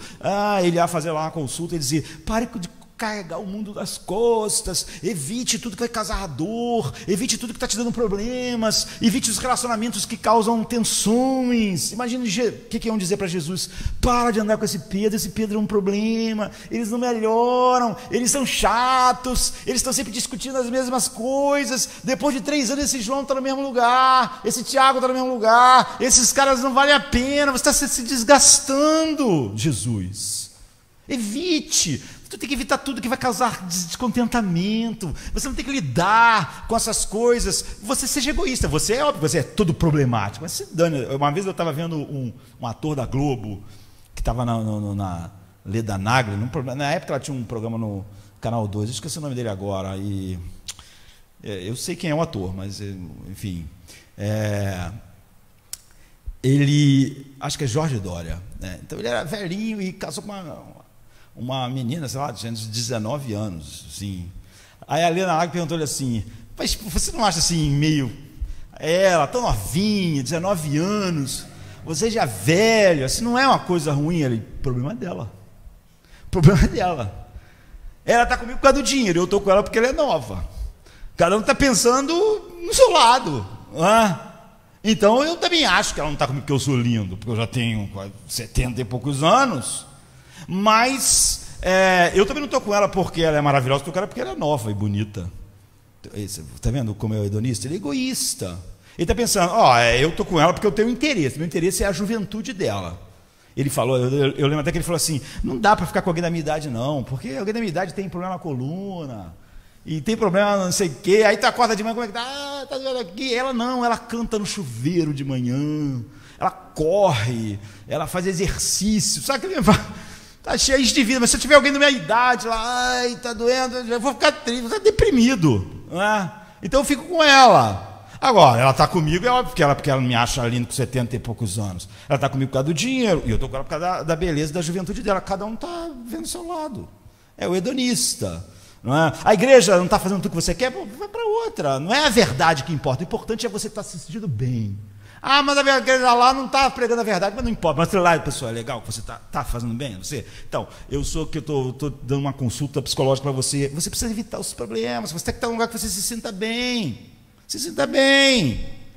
Sai da igreja dos Coríntios, Paulo. Sai da igreja dos Galos. Pare de se preocupar. Agora, você sabe quanto tempo isso dura? Qual o problema dessa visão? O problema dessa visão é que sempre é temporário. Todas as relações, todas as pessoas, todas as coisas no mundo são problemáticas. Você vai ter que fugir sempre. Você vai ter que ser o egoísta final e você vai ser amargo mesmo assim. Não é o caminho. Não importa quantas promessas você evite. Eu gosto de me comprometer. Eu frequento o Jardim da Luz, mas eu não me comprometo. Por quê? Porque eu sou hedonista. Se alguma coisa não me agradar, eu já posso ir para outro lugar. Eu quero ficar com essa pessoa aqui, mas eu não quero ficar com ela para sempre, até que a morte me separe. Vai que fique ruim. Eu quero me sentir bem, tá ruim, eu quero ir embora. Então o hedonista ele evita compromissos. Ele evita ficar em qualquer situação assim. Não importa quantas pessoas você decepciona, não importa quanto dinheiro você gaste para tentar evitar o sofrimento. Você vai sofrer, você vai ser amargo. Eventualmente, você vai evitar algum sofrimento assim, fugindo sempre. Todo problema que você tiver, você foge.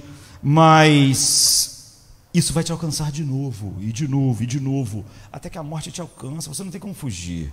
Você não tem coragem na hora que tiver que enfrentar realmente as piores coisas da vida, das quais você não pode fugir. O hedonismo é o oposto de estar preparado para o dia mau. Não é? Você fugiu de tudo, mas só que o dia mau você não vai poder fugir. Você foi machucando todo mundo porque você queria evitar, pensou em você. E o hedonismo então diz: evite, evite. E a sexta abordagem é a romancista. E como Salomão diz, o tempo passa sem parar. E boas pessoas têm ótimas vidas, diz a filosofia romancista. Pessoas más se dão mal. E pessoas boas se dão bem. Portanto, o romancista é, na verdade, alguém que, no Velho Testamento, eu diria que quem representa eles bem são os amigos de Jó. Os amigos de Jó, a filosofia deles era romancista. Eles falam assim: pô, Jó, se tudo deu errado na tua vida, tu está fazendo alguma coisa errada. Está fazendo alguma coisa errada. Eles não estavam dizendo do sentido certo, de que todos nós estamos errados. E de que não há ninguém que faça o bem. Não é isso que eles estão dizendo. O romancista está dizendo o seguinte: se tudo está dando errado na tua vida, está fazendo coisa errada. Se tudo tem coisa certa na minha vida, é porque eu estou sendo bom. É isso. O romancista Então, os amigos dele, ele faz Bildad e Zofar. Você se lembra deles, né? E a gente vai falar muito a respeito deles. Eles vêm a Jó e dizem... eles fizeram que abordagem? A monista. Eles disseram: Jó, negue isso é uma ilusão, você está se coçando aqui, teus filhos morreram, mas isso é tudo ilusão. Não, eles não foram monistas ali, eles não foram estoicos, eles não falaram: aguente, Jó, trave os dentes, você está aí no lixão, mas não aguenta, ria na cara da dor, você tem que aguentar. Ou eles também não foram dualistas. Jó, o problema é que Deus está tentando te livrar, cara, mas tu sabe, o bem, o mal, o yin, yang, o lado negro da força dominou aí. Você tem que aguentar, porque você sabe que o dualismo acaba falando que você tem que dar a mesma resposta do monismo. E eles também não foram existencialistas, de dizer: nada tem sentido, Jó, mas desafie isso. Desafie, faça a tua vida ter um sentido, mesmo sem ter sentido nenhum no meio desse horror. Então, Jó quase cai, em algum modo, existencialista. A gente vai ver quando estiver olhando para Jó. Mas eles não são os amigos de Jó, eles não são, eles não fazem do prazer aquilo que quando eles não dizem: evite toda dor, Jó. Seria ridículo dizer isso para Jó, não é? O que eles dizem? Confesse: Jó, tem uma coisa errada. A única explicação para essa desgraça toda é que você está errado. A única explicação para a gente não estar nessa desgraça toda é que a gente deve estar fazendo alguma coisa certa. E a visão romântica da realidade diz: boas pessoas, acontecem boas coisas. Você vê que está no lado oposto do dualismo lá do Rabino, que falou: por que coisas mais acontecem a pessoas boas? Aqui eles estão, o romancista está no lado oposto. E também é comum. Você vê que todas essas filosofias para lidar com o sofrimento, elas de alguma maneira estão no meio evangélico. O humanismo secular é assim. O que há de errado com essa visão? Ela é superficial, é arrogante. Os amigos de Jó foram arrogantes. Certamente Jó era um pecador, mas eles eram iguais. Nós podemos muitas das vezes deixar a filosofia do romantismo entrar em nós. Alguém está acontecendo com um problema na vida da pessoa, a gente diz assim: também essa pessoa deve estar fazendo alguma coisa, hein? O que nós estamos dizendo é que a gente não está fazendo, né? Algumas pessoas chegaram para Jesus e perguntaram a Jesus assim: Jesus, por que caiu a torre de Siloé em cima das pessoas? Por que Pilatos matou e derramou o sangue dessas pessoas aqui? Jesus disse assim: olha, se vocês não se arrependerem, vai acontecer a mesma coisa com vocês. Não sejam românticos. Vocês acham que eles morreram, a torre caiu em cima deles porque eles são piores do que vocês? Vocês acham que eles foram mortos lá porque eles são piores que vocês? Vocês são iguais a eles. Vocês deviam estar perguntando por que a torre não caiu na cabeça de vocês. Os amigos de Jó deviam estar espantados assim: por que essa desgraça não aconteceu com a gente? A gente não é melhor do que Jó. Mas você vê que eles não estavam, eles estavam pensando: confesse, Jó, você deve ter feito alguma maldade. Você fez alguma coisa para essas coisas atrair, essas coisas negativas aí que você atraiu na sua vida. Confesse, veja aí, tente encontrar. Então, se você acha que o único propósito possível de Deus para o sofrimento na sua vida se tudo está acontecendo bem, é porque Deus está satisfeito contigo, você é uma pessoa superficial. Paulo diz que Deus entrega ao homem ao seu próprio pecado, ou seja, é a maior desgraça quando a vida da minha pessoa é totalmente anti-Deus, mas está dando tudo certo para ela. Ela está numa situação desesperadora, não é? Pelo contrário, você é um romântico filosófico, você está vivendo só na casca da vida, sem entrar no miolo da vida. Você é superficial, você acha que alguém está com câncer porque você vai encontrar uma razão. Os discípulos perguntaram: por que esse cara é cego? Por que ele é cego? O que ele fez? Ele que fez ou foi o pai dele que fez? Qual era a resposta? Olha, se fosse o pecado é a causa de todos os males, mas se a cegueira dele fosse o pecado específico, você era para ser cego também, meu amigo. Você é pecador igual a ele. Não é? Se essa pessoa tem isso porque ela é pecador, então você era para ser igual. Todos nós éramos para já estar no inferno. Essa é a verdade.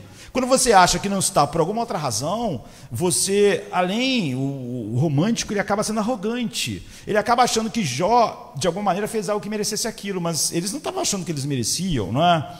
E, eventualmente, o sofrimento vai alcançar você, e quando te alcançar, você está sempre olhando em volta, e como hedonista, quando o sofrimento finalmente alcança ele, você fica completamente desesperado. Porque a única coisa que você vai pensar, você está esmagado, você fica com raiva, não é? Eu estraguei tudo, porque você achava que a tua vida estava funcionando por causa de você mesmo. E você passa a vida toda dizendo: olha, eu estou sabendo que estou fazendo algo errado, tem uma coisa errada, o que você está fazendo de errado? Simplesmente porque as coisas estão erradas, mas enquanto você estava com a saúde boa, você achava que estava fazendo as coisas certas. A sua visão de vida não tem nada a ver com uma visão bíblica de Deus, da vida. A questão é que se você procurar pelo pecado, é óbvio que você encontrará pecado em todas as pessoas. Então o problema é que você olha para as outras pessoas com vidas melhores, elas parecem não ter tanto pecado. E a pessoa romântica, ela sempre vai dizer para a pessoa: confesse, igual os amigos de Jó. Confesse, alguma coisa deve estar errada. E se a gente fizer o que é certo, a gente vai receber as coisas boas. Ou seja, ela acredita ela mesma as coisas boas. E ela se põe sempre a julgar quando algo ruim aconteceu com as outras pessoas. Em vez de ela ter uma visão verdadeira, como Paulo diz, porque não há diferença. Todos pecaram e foram destituídos da glória de Deus. Aquela prostituta lá e eu, fariseu, não há diferença. Aquela pessoa morreu com 30 anos, outro com 70. Não há diferença. Não é porque ele era bom. Se há uma explicação para Spurgeon ter morrido com 50 e poucos anos, e, sei lá, um ditador tal, com 90, a explicação não é porque um era mais pecador do que o outro. Então a abordagem romântica, ela te coloca sempre julgando e tentando encontrar a razão pela qual. E quando o drama acontece na sua vida, você simplesmente tem o desespero de dizer, eu fiz algo errado e tal, mas você nunca vai ter uma visão. E, por fim, a sétima é a visão política. Né? Culpe. A visão romântica confesse, deve ter uma coisa errada. Para acontecer uma coisa errada, você fez uma coisa errada. E se aconteceu coisas boas, é porque você fez uma coisa certa. Mas a visão política final aqui, que nós não podemos olhar tudo que o humanismo secular enche a mente e dirige as pessoas. Não é? Mas a versão política diz, culpe a sociedade. Aconteceu uma coisa ruim para você, culpe. Você não é um cristão que devia ser, culpe a igreja. Você não é assim, não está vendo a vida espiritual boa, culpe os irmãos. Diga por que eles não amam você. Sabe, Jesus só foi quem ele fez. Paulo foi aquela pessoa maravilhosa. Por quê? Porque todo mundo amou Paulo, todo mundo tratou Paulo bem, ninguém tratou ele mal, ele foi aquela pessoa maravilhosa. Porque se tivesse tratado ele mal, como tratam você, ele ia ser essa pessoa horrível. Culpe outras pessoas. É isso que a política faz. Ou então culpe o gênero. Porque eu sou mulher, é porque eu sou homem, é porque eu sou negro, é porque eu sou branco, é porque eu sou alto, é porque eu sou baixo. Culpe os outros da sua infelicidade. Culpe os outros porque você não tem paz. Culpe a sua família. Culpe alguém. A teoria é que se eu estiver com raiva o suficiente de alguém por causa da minha infelicidade, pelo menos eu vou sentir algum alívio. O único problema com essa abordagem politizada do sofrimento, culpe as pessoas, é que é uma das principais razões pelas quais nós sofremos no mundo. Não é? É uma causa do sofrimento. Os alemães culpem os judeus. Culpem os judeus. Você é assim, culpe aquele outro grupo lá. Você é pobre, culpe os ricos. Você é rico, culpe os pobres. Culpe alguém para você se sentir melhor. Você é infeliz? Culpe a sociedade, culpe o governo, culpe a igreja, culpe os irmãos, culpe todo mundo. É uma maneira de lidar. E você então está pensando, eu vou pegar alguém para pato na minha dor, não é? Eu vou te pegar, alguém será a vítima, por quê? Porque eu estou sofrendo. Culpe. É a abordagem política. A abordagem filosófica masoquista é uma outra abordagem. Não é negar como o monismo, não é suportar como o estoicismo, não é desafiar como o existencialismo, não é evitar, não é como aquele que abraçou o prazer, não é confessar, como nós vimos a visão romântica, e não é também culpar. A visão masoquista é abrace o mal e diga eu mereço isso, e tente encontrar um alívio no fato de que tente encontrar um alívio no próprio sofrimento. A abordagem masoquista é que existem pessoas que não se sentem vivas a menos que elas estejam sofrendo. As pessoas elas usam o sofrimento como uma elevação do que elas são. Elas dizem assim, você não conhece a noite da alma. Você já ouviu isso, as pessoas dizendo? Eu já ouvi um monte de vezes as pessoas dizendo para mim, você não conhece, para aquela pessoa, os meus pais não morreram. Pessoas que eu amo não morreram. Eu nunca fui desprezado por ninguém, nunca fui maltratado. Ela foi. A vida dela é horrível. Ela é masoquista. Ela encontra a solução para a dor dela abraçando o sofrimento que ninguém nunca abraçou. Ela é uma pessoa que sofre como ninguém mais sofreu. Ninguém teve câncer, ninguém sofreu nada. Ela sofreu mais que todo mundo. Ela é a pessoa mais sofredora. E ela se sente bem com isso. Ela sente um alívio por ela. Você não sabe o que é sofrer. Você não sabe o que é ter uma família que eu tive. Você não sabe o que é perder alguém que você ama. Não sabemos. Provavelmente eu estou no céu. E ela em outro lugar. Há pessoas que não se sentem que vale a pena, a menos que elas estejam sofrendo e sejam mais sofredoras que todo mundo. Leve isso a sério, porque é verdade. E você se para pensar, é muito comum. Algumas pessoas pensam, porque eu sofro, eu sou uma pessoa mais profunda, eu sou complexa. Você diz assim, olha o que Jesus diz. Não, mas você não entende, você está sendo muito simplista. Ela acha que ela é complexa porque sofre. E ela acha que a outra pessoa é menos complexa porque não sofre igual a ela. Então, quanto mais ela sofre, mais ela se sente especial, porque ela se sente mais complexa. Jesus da paz, alegria, isso para você pode até funcionar. Mas eu sou cristão, mas eu sou muito complicado, eu sou muito sofisticado.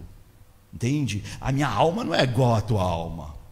Jesus pode ser o Salvador, pode ser suficiente para a tua alma, mas a minha alma precisa de Jesus, mas precisa mais daquilo, outro. O que ela não sabe, o que ela só está dizendo é uma blasfêmia contra Deus, contra Cristo, contra o Evangelho, mas ela se acha sofisticada. Ela diz, quantas vezes a gente diz assim, olha, se Jesus deu paz a essa pessoa, nessa situação desesperadora, ele vai dar paz a mim. Isso é muito superficial. Ela se acha complexa. Ela acha que aquele cara lá ser queimado na fogueira era simples, mas o probleminha dela é muito complexo. A dor dela é muito grande. E algumas pessoas pensam então assim, então elas estão sempre falando sobre noite da alma, sobre a complexidade da alma dela, como se os outros seres humanos não fossem assim. A dor é uma pessoa que não sente realmente empatia na dor do outro, porque ela acha que a dor dela é a maior dor do mundo. Então, como o hedonista evita compromissos para evitar o sofrimento, o masoquista, ele procura explicar que tudo faz ele sofrer. A igreja faz ele sofrer, o marido faz sofrer, a esposa faz sofrer, as pessoas no trabalho fazem sofrer, todo mundo faz sofrer, porque ele se sente melhor cada vez que ele abraça mais a ideia de que ele é uma vítima de todo esse sofrimento. E eu quero que você veja que existem aqui enormes perigos, porque essas várias abordagens são as que os cristãos usam. Nós falamos 8, mas tem mais. O humanismo secular é pródigo. Os cristãos constantemente estão manifestando exatamente isso. Então escutem, queridos, é fácil para os cristãos entrarem nessas abordagens. E se você prestar atenção, muitas das vezes o que você está expressando são essas abordagens filosóficas. E essas abordagens humanistas superficializam você, banalizam você, desumanizam você. Elas são inconsistentes intelectualmente, elas não são tão inteligentes. É isso que Salomão está dizendo. Pense, se isso fosse só debaixo do sol, e essas são as abordagens, então nada faz sentido. Você não pode construir a sua vida sobre nenhuma dessas abordagens. Você realmente diz que não tem paz, não pode ter, elas não podem dar. Debaixo do sol não existe. Deixe-me apenas fechar então esse caminho para nós. Cada uma delas nega dois fatos importantes que Salomão aqui está ensinando para nós sobre o Deus bíblico. Você sabe qual é o fato? Deus é um justo juiz, todo-poderoso da história. Em segundo lugar, Deus é sábio e um amável tecelão da história. Agora observe, atenção, e você verá com atenção que você vai ver como essas falsas abordagens filosóficas negam ambas as coisas, que Deus é justo e que Ele está controlando a história, porque Ele é humanista secular. E elas levam ao desespero. Então ele ensina, o autor, que Deus é um juiz todo-poderoso. No versículo 15 ele diz: aquilo que é já foi, e o que será já foi anteriormente, e Deus levará o passado a prestar contas. E no versículo 17 ele diz: pensei comigo mesmo, o justo e o ímpio, Deus julgará ambos, pois há um tempo para todo propósito, um tempo para tudo o que acontece. Porque Deus é o Criador, Ele tem o direito de julgar. Mas também porque Ele é totalmente sábio, Ele está executando o seu grande propósito. E o verdadeiro problema é que Deus não está fazendo isso de uma maneira que nós percebamos a cada instante. Não é? Ele não está julgando todo o mal agora, Ele não está fazendo todas as coisas que para nós deviam ser feitas para que a gente pudesse acompanhar a mente dele. Então você lembra de um lugar onde Jesus confronta um endemoniado gadareno e um homem possuído por uma legião de demônios, e os demônios dizem assim para Jesus: nós sabemos quem é você, Jesus de Nazaré, você vai nos atormentar antes do tempo? Então você vê, até os demônios, eles não têm nenhuma dúvida de que há um momento em que Deus vai julgá-los definitivamente. A questão é o seguinte: vai fazer isso antes do tempo? Essa é a questão. Nós sabemos que tu vai nos julgar, nós sabemos que tu é todo-poderoso e justo, nós sabemos que nenhum mal que nós fizemos vai ficar sem julgamento, os demônios estão dizendo, mas vai fazer isso antes do tempo? Você sabe que Jesus deu permissão para eles entrarem naqueles porcos que se jogaram no mar. Eles estão dizendo, você vai nos jogar no inferno, nós vamos viver sobre a ira infinita para sempre. Nós já estamos sobre a ira, mas nós vamos sofrer o julgamento final. Se você acreditasse no que esses demônios acreditam, já estaria muito... A maioria das pessoas que estão cheias de problemas, que elas não acreditam no que nesses demônios acreditam. Aqui está. Por que você quer se vingar? Por que você quer se vingar? Paulo diz assim, deixe Deus fazer isso. Aqueles demônios têm certeza que Deus vai fazer, mas você não tem. Você tem que fazer. Você quer ser o juiz. Você não tem certeza que Deus vai ser um juiz. Você não tem certeza que Ele vai julgar todo o mal na cruz ou no inferno. Você não tem certeza. Você tem que pegar isso nas suas mãos. Você não acha que Deus é um juiz competente igual aqueles demônios acham. Então você não pode esperar. Você tem que se vingar. Você não pode matar, você tem que falar daquela pessoa com a sua boca. Você tem que fazer mal a ela de alguma forma. Você tem que retribuir. Deus diz, minha vingança, eu retribuirei. Mas você não acredita. Você não acredita. Você não pode ter paz, porque você não pode descansar nele como juiz. Aqueles demônios não podem descansar em Deus, mas eles têm certeza de uma coisa, Deus vai julgar. Você não tem. É por isso que você quer fazer. Você quer tomar a justiça nas suas mãos. Você quer se vingar dessa pessoa. Você quer falar mal dela. Você quer machucá-la. Porque você não acredita. Se você soubesse que o que ela está fazendo é errado e que Deus vai tratar disso, você poderia ter paz. Mas você não pode ter. Você não pode ter porque você quer um lugar de juízo, porque você não acredita. Aqueles demônios acreditavam. Você está pensando, por que Deus adia o julgamento? A Bíblia diz assim, na plenitude dos tempos ele enviou o seu filho. Agora, por que é aquela plenitude do tempo? Eu não consigo ter, você consegue? Eu olho para a história, eu estudo a história, eu não sei porque há 12 mil anos atrás era o tempo exato, certo. Mas a mente de Deus diz, essa é a hora do meu filho ir. Não era antes nem depois, é agora. Por que era? Não sei. Mas eu podia questionar, se eu achasse que eu sou mais sábio que Deus. Há um lugar e um momento em que Deus vai julgar tudo, mas eu não posso esperar. Eu não posso esperar porque eu não confio. Então, o que eu posso dizer é que ainda bem que o julgamento de Deus não chegou antes dele me chamar. Ainda bem, não é? Ainda bem que o dia do julgamento não foi antes dele me chamar eficazmente, porque isso evidenciaria que ele nunca me deu o seu filho, não é? E se ele julgar esse mundo antes de me julgar em seu filho, então eu sou o mal do mundo, e eu vou ter que ser julgado com esse mundo. Muitos de vocês estão dizendo, cara, que bom que o dia do julgamento não foi em 1990, em 2000, que bom que não foi há um mês atrás, porque se fosse, eu vivi só debaixo da ira de Deus, e se fosse antes, eu ia estar para sempre debaixo da ira de Deus. Ainda bem que há um ano atrás, quando ele me chamou, ainda não tinha acontecido o julgamento final. Se nós confiarmos em Deus como o dia como juiz, nós não vamos ter problema do quanto tempo ele vai adiar o julgamento, quanto tempo a história vai durar, não sei. Não importa. São bases finais da minha paz, mas a maioria das pessoas cristãs não creem nem como aqueles demônios, eles acreditam. Eles vivem sempre cheios de problemas, porque eles não acreditam que Deus é o bom tecelão, é justo. Quando Deus diz,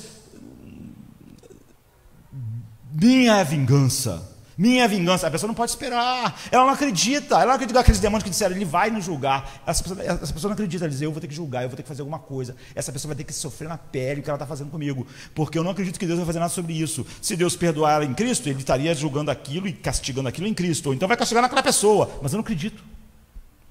E se não houver um dia do julgamento, se não houver um momento assim, o mal não ser julgado, se há uma verdade moral absoluta, então o mal vai ser julgado. Agora, mas se tudo é subjetivo, então eu mesmo tenho que fazer algumas coisas a respeito disso. Se você não entende o dia do julgamento, você não vai praticar as verdades que Deus te chama para fazer hoje. Sabe? Se você não vê Deus como bom tecelão da história, que é o que o autor de Eclesiastes vai dizer, e como justo juiz, então você não tem como viver em paz. Todas aquelas filosofias te deixam no desespero. Então, psicologicamente, você está com um tremendo problema.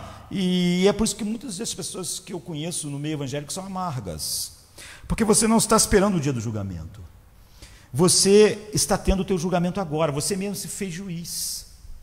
e você não tem tanto poder assim como o juiz, que você decidiu que aquela pessoa devia sofrer determinada coisa, mas a tua capacidade de fazer esse julgamento é pouco, então você fica amargo. Se você está esperando o juiz aparecer, o juiz qualificado, você acha que é você mesmo, então como você não pode fazer nada, você é infeliz. Isso não funciona. Você é amargo porque você está tentando ser juiz. Se você visse Deus como um justo juiz, você teria paz. Isso será julgado. Deus vai fazer no tempo certo algo a respeito disso. Eu não sou juiz, entende? Algumas pessoas não gostam de mim. Isso pode tirar a minha paz e fazer eu ser amargo, não é?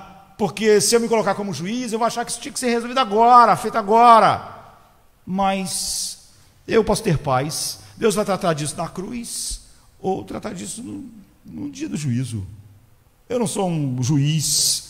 E os tipos masoquistas, aqueles que precisam sofrer, eles, você vê, eles estão batendo neles mesmos. Eles acham que eles têm que cumprir, eles têm que aplicar a eles a pena. Eles não acreditam que Deus aplica isso em seu filho e depois vai enchendo as nossas almas com a beleza dele. Porque eu não acredito nele como juiz, eu mesmo tenho que fazer algo sobre mim mesmo, tenho que bater em mim mesmo. Não é? E eles estão se batendo, e você não pode esperar pelo dia do julgamento. Você vê quase todas as coisas, porque você não acredita em Deus como um juiz que acerta todas as coisas. E você pega os românticos, você fica olhando para Jó e dizendo, tu está errado, porque você não confia em Deus como juiz. Você acha que você realmente é um bom juiz para Jó e sabe por que ele está sofrendo, mas você não sabe. Você, se acreditasse que Deus é o juiz, você ia dizer, olha, eu não sei porque que Jó está sofrendo desse jeito, eu só sei que eu não sou melhor do que ele, e então eu estaria livre da filosofia dos amigos de Jó, do romantismo. Então você não se lembra do lugar, o nosso tempo acabou, né, em que Davi ia lutar contra Golias e Saul deu a armadura dele para Davi. Só que a armadura de Davi, de Saul, era 3, 4 números acima de Davi. Davi era um homem, Saul era um homem alto, grande guerreiro, forte, grandão. Aquela armadura, Davi botou e falou, mal dá para ficar de pé. Se for lutar com isso, eu estou perdido. Não bote a armadura de Deus, não tente colocar, não tente vestir, sabe? Ele disse, eu não posso, eu vou só. Até olhar para Davi com aquela roupa de Saul, era ridículo, está ridículo, essa armadura é enorme, você é um moleque, você não pode, ele seria derrotado. Eu diria, aqueles que estão confusos, aqueles que estão amargos, aqueles que estão se espancando, aqueles que estão usando aquelas filosofias humanistas, você faz isso porque você está usando um equipamento de juiz que não cabe em você, não funciona. Não funciona. Você sabe como estar em um emprego que você não é qualificado, está precisando de um emprego, alguém te falou, você tem que fazer isso, você sabe que você não sabe fazer aquilo, mas você está precisando de tudo que você aceitou. O que acontece com você? Você vive tenso, você vive ansioso, você vai acabar dando errado, Deus queira que isso aqui não comece a dar errado, porque se der errado eu não sei resolver isso aqui, e vai ser uma confusão, você vai ficar o tempo todo tenso, torcendo para tudo dar certo. Se você soubesse, se der alguma coisa errada, eu vou resolver, mas você não sabe. Então, quando você se coloca no lugar de Deus, você vive ansioso, você vive assim, porque você está se colocando no lugar para o qual você é totalmente inadequado. A menos que haja um dia de julgamento, o seu sofrimento não vai fazer sentido, diz Salomão. Todas as abordagens não são boas nem racionalmente. Sempre é uma negação. Você pode escolher a loucura ou matar a sua humanidade, mas a Bíblia diz que há um dia do julgamento, ele está chegando, que ele é o juiz, e em segundo lugar, ele é o tecelão amoroso da história e sábio. É interessante, diz no versículo 11, também ele estabeleceu a eternidade no coração dos homens, no entanto, eles não podem compreender o que Deus faz do começo ao fim. Ou seja, ele colocou a eternidade no nosso coração, mas nós não conseguimos entender o todo. Você já viu, até esses jardins que é um desenho, a planta, os ingleses gostam muito disso, né? A planta é um desenho de um bicho, é uma palavra. Se você deitar ali no meio da planta e olhar, você não consegue ver. Alguém que está em cima está vendo a palavra. Se perguntar assim, você está deitado aonde? Você não sabe se é debaixo do R, se é do L, porque ali é meio confuso. Quem está de cima está vendo a palavra no ar, desenhada naquela árvore, mas você não consegue ver. Ele está dizendo, é assim, nós não conseguimos entender. Deixa eu me colocar dessa forma. Muitas pessoas têm esse tipo de lógica. Pastor, se tão somente eu pudesse entender o propósito do que está acontecendo na minha vida, eu ia ter paz. Portanto, eu não consigo ver a lógica, eu não posso ter paz. Isso não deve ter lógica nenhuma. Não é só porque você não consegue ver que não tem lógica. As crianças não veem lógica em muitas coisas que os adultos fazem, mas não é porque não tem lógica, é porque elas não conseguem entender. A pessoa que está deitada no meio do arbusto não consegue ver que ela está deitada debaixo do R e nem que palavra está formando. Mas quem está acima pode. A ideia de que porque você não consegue entender, porque alguma coisa está acontecendo, aquilo não tem sentido, é por arrogância, é estupidez. Você não é capaz de olhar, Salomão diz, ele botou a internet, mas nós não conseguimos entender o princípio e o fim, nós não conseguimos entender o todo. Não conseguimos. Então, nesse caso, é um pecado real em você ficar perplexo pelo fato de você não entender. É óbvio que você não entende. Você não tem a mente de Deus. O tecelão da história não é você. Ele diz, meus pensamentos são mais altos do que os seus pensamentos, como o céu é mais alto que a terra. Então, como você poderia entender o que Deus está fazendo? Você é amargo, porque você cismou que você, além de não acreditar nele como juiz, não consegue também acreditar nele como tecelão da história. Você pensa, se eu não entendo a razão do sofrimento de Jó, então não tem razão nenhuma. Tinha razão, Jó não podia ver, ele não podia saber, ele não tinha como saber, como nós vimos, ele não viu aquelas cenas no céu, mas tinha uma lógica, tinha um propósito. Todo mundo que olhou para Jesus na cruz disse, isso não faz sentido. Todas as pessoas que ouviram Jesus dizer, eu vou morrer, falaram para ele, as pessoas que amavam ele, não vai morrer, não faz sentido você ir para a cruz, não é possível, mas esse era o plano e a razão do mundo existir. Nós não entendemos. Sabe, Deus, ele diz, prova os nossos corações para nós vermos, não é? Quem nós somos, e para nos levar a ver quem Ele é. Então todas as outras religiões e filosofias pensam que é ridículo, né, a ideia de Deus vir à Terra, se tornar um homem, andar no mundo, morrer na cruz. Mas você vê a sabedoria de Deus, essa é a única forma dele não destruir o mal, para destruir o mal, para julgar o mal, que não está em mim, que eu sou parte desse mal. O pecado não são coisas que estão dentro de mim, são coisas que eu sou, que eu faço. Então Deus está dizendo, a única maneira de eu julgar o mal, Josemar, sem destruir você, então eu tenho que destruir o mal que você é e faz no meu filho. Porque você acha que o mal devia ser destruído, então devia ser punido para sempre. A única maneira era punir você para sempre. Porque você não é a vítima do mal, você faz parte dele. A Bíblia não faz sentido, a cruz é um escândalo, mas esse Deus veio, e esse Deus se envolveu na nossa dor, na nossa aflição.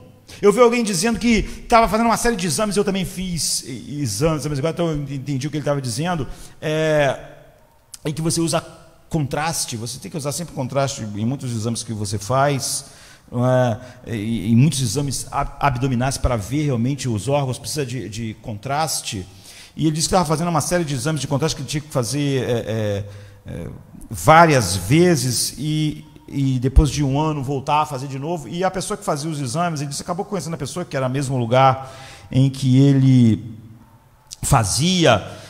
A pessoa tratava meio assim, fica aqui, tal, era uma pessoa assim. E ele disse que depois de 2, 3 anos, ele foi fazer o exame e aquela pessoa tratava ele tão diferente. Ele disse assim, você está diferente, assim. Ele disse assim, a pessoa que está fazendo o exame, normalmente quando você tem problema de câncer no intestino, por exemplo, tem que usar bário como contraste. Eu, por exemplo, tive um problema renal e tinha que usar muito contraste para desenhar o sistema urinário, para a imagem conseguir ver, e esses contrastes às vezes nos fazem mal, tem que ter um médico perto, porque a dosagem às vezes precisa ser maior, você tem reage mal. Eu, por exemplo, chegou uma hora que, como uma parte renal minha não aparecia o contraste, não fazia o que tinha que fazer, tinha que aplicar mais, comecei a passar mal, comecei a me sentir mal. Então, ele disse que essa pessoa tratava meio assim, tal. De repente, ele disse que um ano ele foi e essa pessoa tratou de uma maneira tão diferente. E ele falou assim, o que aconteceu? Você está mais diferente do jeito que você trata. Aqui na hora de fazer o exame, ele disse, olha, eu tive o que você tem, e eu fiquei deitado nessa mesa. E depois que eu fiquei deitado nessa mesa, eu passei a tratar diferente quem fica deitado na mesa, porque eu fiquei aí, agora eu sei assim como é assim. Então pense, é inacreditável você ter um Deus que sofreu mais do que você. Jesus, em tudo que você imaginar, ele sofreu mais do que você. Jesus nunca pecou, portanto você, por exemplo, você pode falar que foi tentado, mas a tentação na sua vida, óbvio que a tentação de Jesus é diferente que a sua vida externa, mas vamos pensar só na externa. Ela encontra resistência, mas como Jesus jamais pecou, quando uma força é colocada sobre você e você resiste sem nunca desistir, você suporta a força total daquilo. Mas se na hora que a força começa, você não sente a força total. Jesus nunca pecou, Jesus sofreu o que nunca ninguém vai sofrer no inferno, porque é exatamente porque ninguém experimenta a ira final, completa de Deus, que é uma ira infinita, aquela pessoa está condenada eternamente. Mas por que ele em algumas horas acabou com o meu inferno? Porque ele experimentou a ira eterna de Deus, como ninguém jamais experimentou. Mas ele não experimentou de um, ele experimentou de todos os eleitos. Ninguém sofreu mais do que Cristo. Quando você vai a ele, ele já esteve na mesa, ele já esteve no sofrimento de uma maneira muito mais profunda que você, para que quando você sofresse, como a gente viu em Jó, você não sofresse no mundo, para que você respondesse como ele responde, porque você nunca está sobre aquelas condições que você tem que responder com algumas daquelas filosofias do humanismo secular que te levam ao desespero. Você sabe o que Deus está fazendo, você sabe o propósito de Deus, você sabe. Deus prova o seu amor para conosco, que ele entregou o seu filho. Então, às vezes significa que muitas dessas filosofias, como o hedonismo, eu evito o sofrimento. Não, às vezes fazer aquilo que Deus quer vai trazer mais dor. Paulo sofreu muito mais porque ele serviu a Deus e amou a Deus. Perdoar, ser verdadeiro, suportar as fraquezas dos outros, vai causar muito mais dor. Mas eu lhe digo, o sofrimento desta vida é como um rio, ele é inexorável. Mas só Jesus, que sofreu, que era um homem de dores, esse rio do sofrimento é escuro, profundo, e um dia ele vai finalmente tragar todo mundo, porque é o que todo mundo merece. Jesus é o único que conhece os vales. O que é um val? O val no rio é onde, num rio fundo, você consegue atravessar andando a cavalo. Jesus é o único que consegue atravessar o rio da ira de Deus. É o único, ninguém mais vai. Não há nenhuma dor no mundo que é excessiva, mas ela não é nada perto daquilo que o pecado realmente merece. A menos que você esteja em Cristo. Eu quero dizer assim, todo mundo que está nessa sala hoje vai ter que passar por esse rio, o rio escuro desta vida, deste mundo de pecados. E a menos que você esteja nele, a menos que você olhe para ele no jardim, experimentando o cálice da tua miséria, você vê lá, ele tinha o que? Ele diz: Pai, havia perplexidade, se há alguma maneira de eu não experimentar isso. Você vê, Jesus não tinha a filosofia do masoquismo, esse sofrimento é bom, não. Se há alguma maneira de eu não experimentar isso, o sofrimento era real. Ele não era, não experimentou, não manifestou nada do monismo. O sofrimento é uma ilusão, não é, da matéria. Não. Ele também não teve uma abordagem estoica. Jesus não foi estoico no jardim. Eu vou rir na cara do cálice. Pode vir, cálice. Não, ele não foi estoico. Ele viu um propósito. Todas essas filosofias, não vê nenhum propósito. A vida vem do acaso, vai para acaso. Ele viu um propósito no cálice, mas ele não foi estoico. Ele também não teve uma abordagem, como eu disse, masoquista. Ele disse: Pai, se há alguma maneira da tua glória ser manifesta, do teu plano para mostrar a minha glória e dos eleitos. Ele está dizendo o seguinte: eu não abraço, eu não quero estar debaixo da sua ira. Ele não era masoquista. Não era abordagem também hedonista. Não, eu quero evitar o sofrimento. Se para salvar eles eu vou ter que sofrer, eu estou fora. Se para salvar, para mostrar a tua glória, o teu plano de me glorificar, salvando eles, vai ter cruz, então eu estou fora, eu sou hedonista, eu quero evitar o sofrimento. Não, ele não evita. Nenhuma dessas abordagens que a gente falou, ele não evita, ele não despreza, ele não desafia, ele não invoca. Ele não suporta simplesmente como um estoico. Ele não usa aquilo. Ele não usa o sofrimento. Ele não manipula. Ele diz: se eu sofrer em obediência e confiança ao Pai, vai trazer honra a Ele, vai redimir aqueles que Ele me deu, eu farei isso. Sabe? E há um rio lá fora, querido. Eu podia dizer para você que há uma maneira de você evitar isso, mas não há nenhuma maneira. Se você abraçar tudo que Ele é, você vai ser mais do que vencedor no sofrimento. Entende? Eu queria dizer para você no fim: não desperdice seus sofrimentos. Você vai ter sofrimento, você pode desperdiçar eles, você pode não estar aprendendo nada e não estar se tornando mais parecido com Cristo, mas se Ele sofreu, para que quando você sofra, você se pareça mais com Ele. E se você estiver nele, Ele conhece é o único que conhece o val para atravessar esse rio, deste mundo, de uma maneira em que você tem alegria, paz, gozo, descanso. Não há nenhuma filosofia, não há nenhuma saída humanista. Só Ele é o único caminho, Ele é a única maneira, e Ele fez isso atravessando. Então não desperdice, humilhe-se sob a sua poderosa mão. E ao seu tempo, esse Deus, que é o tecelão da história, o justo juiz, vai te exaltar. Não é que quem for humilhado vai ser exaltado. Humilhe-se. Você não é o tecelão da história, você não é o juiz. Você não consegue compreender. Você vai olhar para Ele como Jesus olhou para o plano do Pai. O plano do Pai incluía a cruz, incluía todas as coisas. Ele abraçou a sabedoria do Pai, o justo juízo, o propósito. Só Jesus nos dá paz, descanso para atravessarmos naval desse rio. Infelizmente, muitos cristãos estão em alguma daquelas filosofias humanistas. Eles não vão sair de lá, porque eles nunca viram a beleza de Cristo. Eles não têm muito mais do que o mundo tem, mas o Evangelho está aqui para mim, para você. E o que Jesus diz não é algo simples. Ele diz: vinde a mim, os que estão cansados e sobrecarregados. Abandone hedonismo, estoicismo e monismo, todo humanismo secular. Venha a mim e você vai encontrar descanso para a sua alma. Vamos ficar de pé, vamos orar.